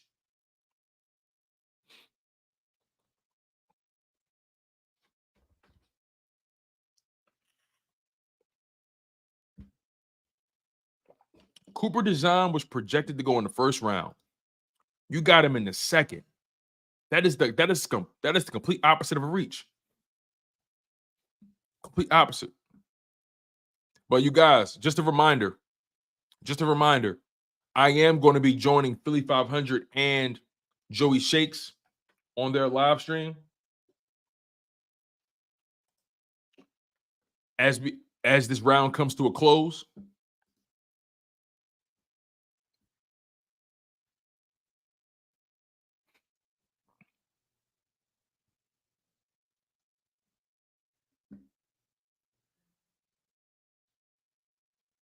Actually, I'm thinking I might join right before the Eagles make their picks. I think that's what I'm gonna do. So yeah. So yeah, I'm gonna be joining Philly 500 and my man Joey Shakes on their live stream. Okay. I'm going to be doing that shortly. Going to be doing that shortly. Okay. As we get closer to the Philadelphia Eagles making their pick, I'm going to join because they got 2 picks back to back, and we're going to see what happens.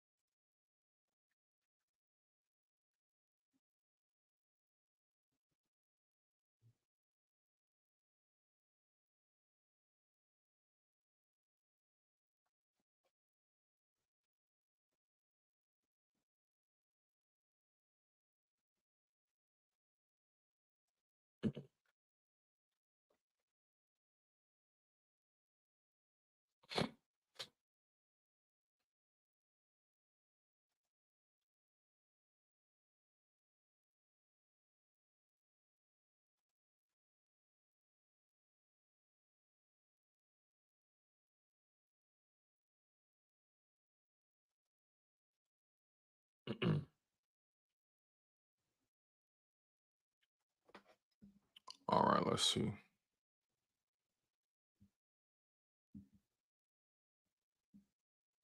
Let's see.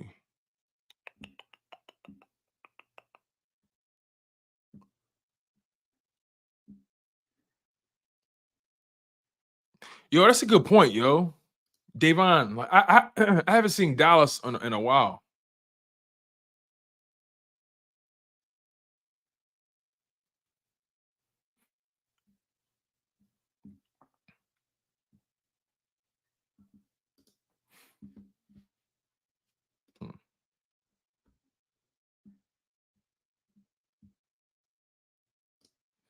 Infamous says, "Yo, Tone, I just now realized that I knew you since 2020, and I don't even know you if you know what I like." That's a good question, yo. That's funny as hell, right? It's been 4 years for sure since we known each other, and I actually don't know if I know what you look like. I think I've seen you before.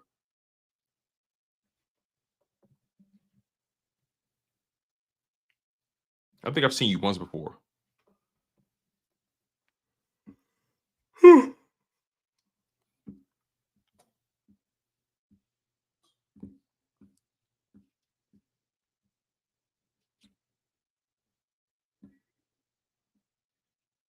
He said, "No Cooper DeJean, but I'll send you a pic." Yo, y'all funny, man. Fitness Warrior says, "Tone, do you think Devon White will be the Mike linebacker, or do you think it will still be Dean?" I think it's wide open. I think it's wide open. I don't think nothing. I think when it comes to that linebacker room, nothing is guaranteed. Nothing.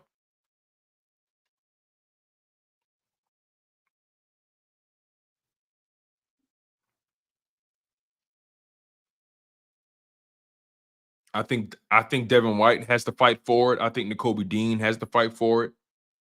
I think all those guys are fighting for everything. I like it. I like it. Nothing is guaranteed on this side. I love it.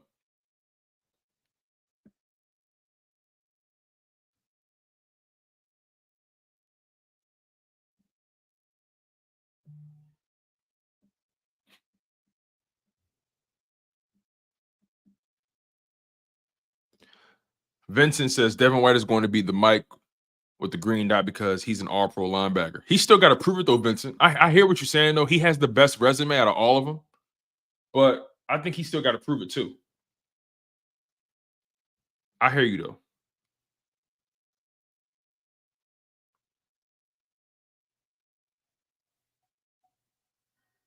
Oh yeah, I've seen you before, bro.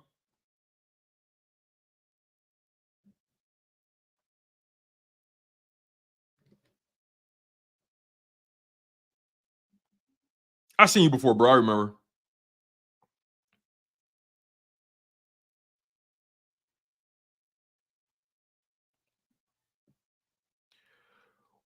One thing I'll say, you a Philly nigga for real.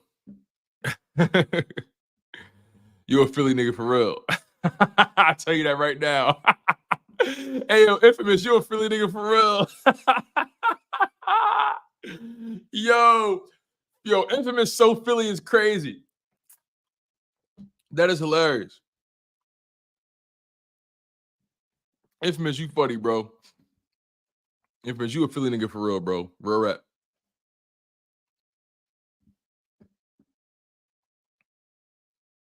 I definitely seen you before, though.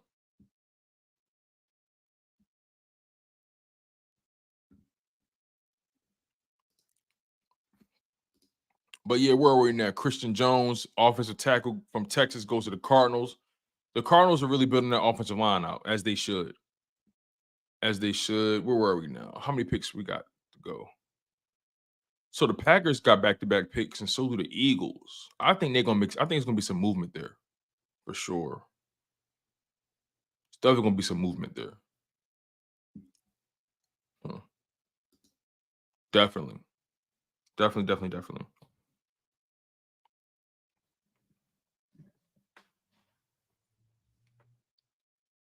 All right. So far, we've been live for over 3 hours, man. This shit is a marathon. I'll tell you that. We got over 200 people tuned in from Twitter. 85 people on the YouTube side. Man, this shit is a marathon. I'll tell you that right now.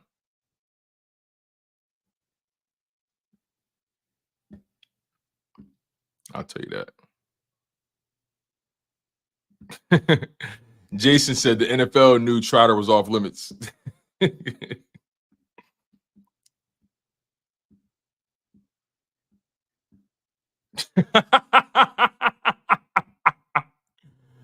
Yo, Infamous my young boy, man. Why y'all tripping, man? That's my guy. That's my youngin, man. That's my guy.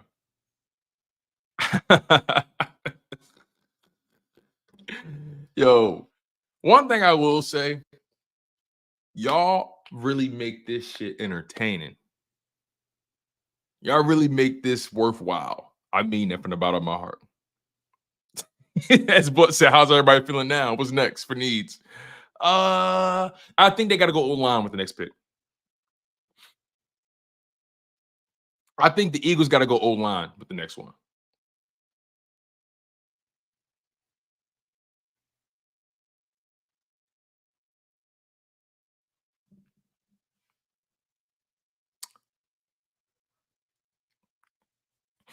Y'all funny as hell.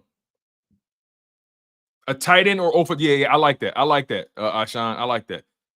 Oh yeah, once again, shout out to my man Blunt with the $2 investment. Thank you so much, my man. I appreciate that.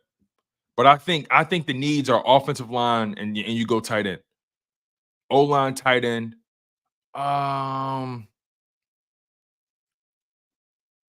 Do you draft a quarterback too? Chin says, honestly, best available. Yeah.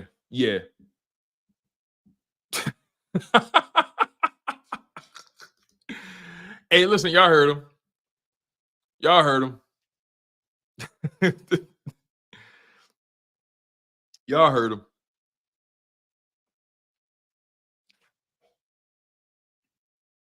Y'all really funny as hell.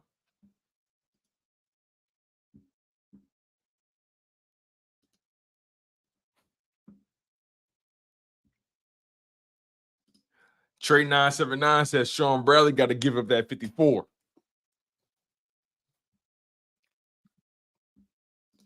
Maul, yes. Me 500 and Joey are gonna link up in a bit. Oh, Bradley not on the team no more?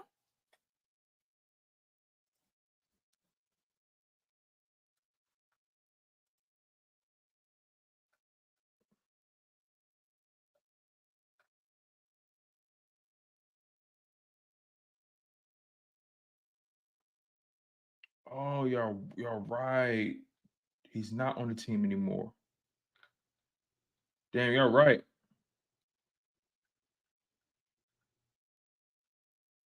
He's not on the team anymore. Damn, Sean Bradley. Damn. Damn. I didn't even know that. Let me see. Sean Bradley. Let me double check that. Sean Bradley.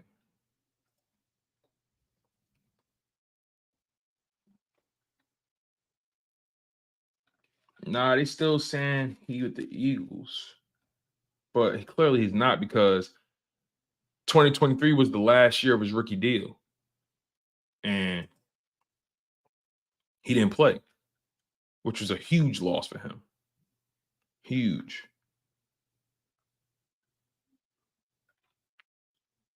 Damn, Sean Bradley. That sucks. That sucks. Damn, that sucks. That sucks. So, yeah, what I'm going to do, you guys, I'm going to get off of here in a little bit. And then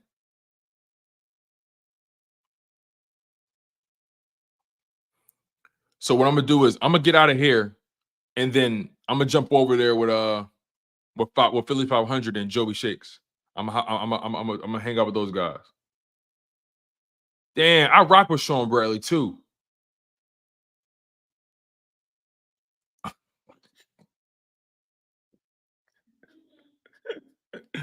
I'm ignoring the shit out of y'all.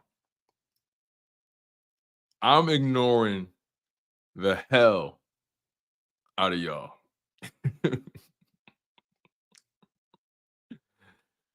Yo, y'all funny, man. Wait, he's still on injury reserve? I'm confused now. Where the hell?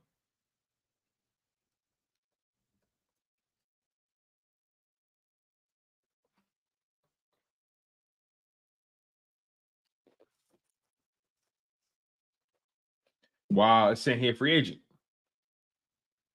It's saying here free agent. Sean Bradley's a free agent. Damn.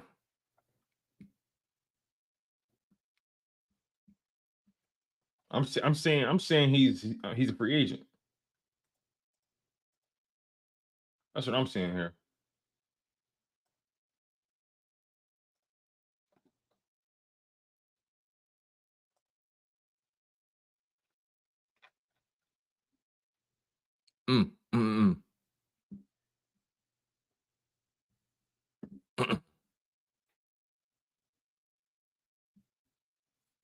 All right, let's see.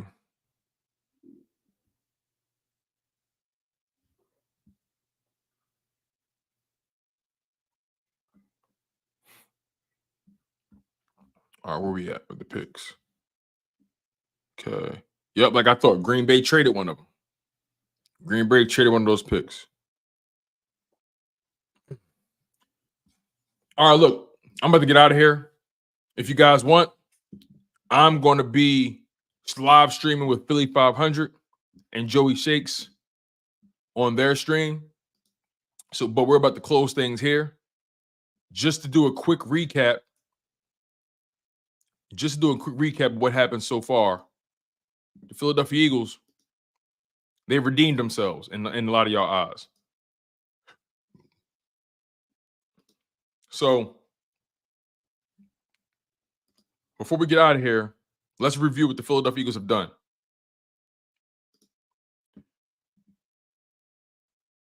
On day 3, they brought in running back out of Clemson, Will Shipley, wide receiver out of Texas A&M, Ainias Smith, and linebacker out of Clemson, Jeremiah Trotter Jr. So there we go, you guys. There we go. There you have it. Quinyon Mitchell in the first, cornerback. Cooper DeJean in the first, DB. Jayx Hunt, edge/linebacker, out of Houston Christian. Will Shipley, running back out of Clemson, in the 4th round. Ainias Smith in the 5th round, Texas A&M wideout, and Jeremiah Trotter, linebacker. So there we go, you guys. There we go. there you have it. Not bad. Not bad at all. But as always, I appreciate y'all for locking in like you guys always do. It's been a hell of a past 3 days with you guys. It's been tremendous. We've broken records here on the channel. We've had dope guests, dope call-ins. Shout out to my man Pro Fan Talk, also known as Coach Markus, former Philadelphia Eagles running back, for showing love, coming through. Shout out to S Blunt. Shout out to Corey. Shout out to my man Infamous. Shout out to everybody who donated, Flexing and Stepping, David Mac Perez. Appreciate y'all for donating. Really appreciate all the love.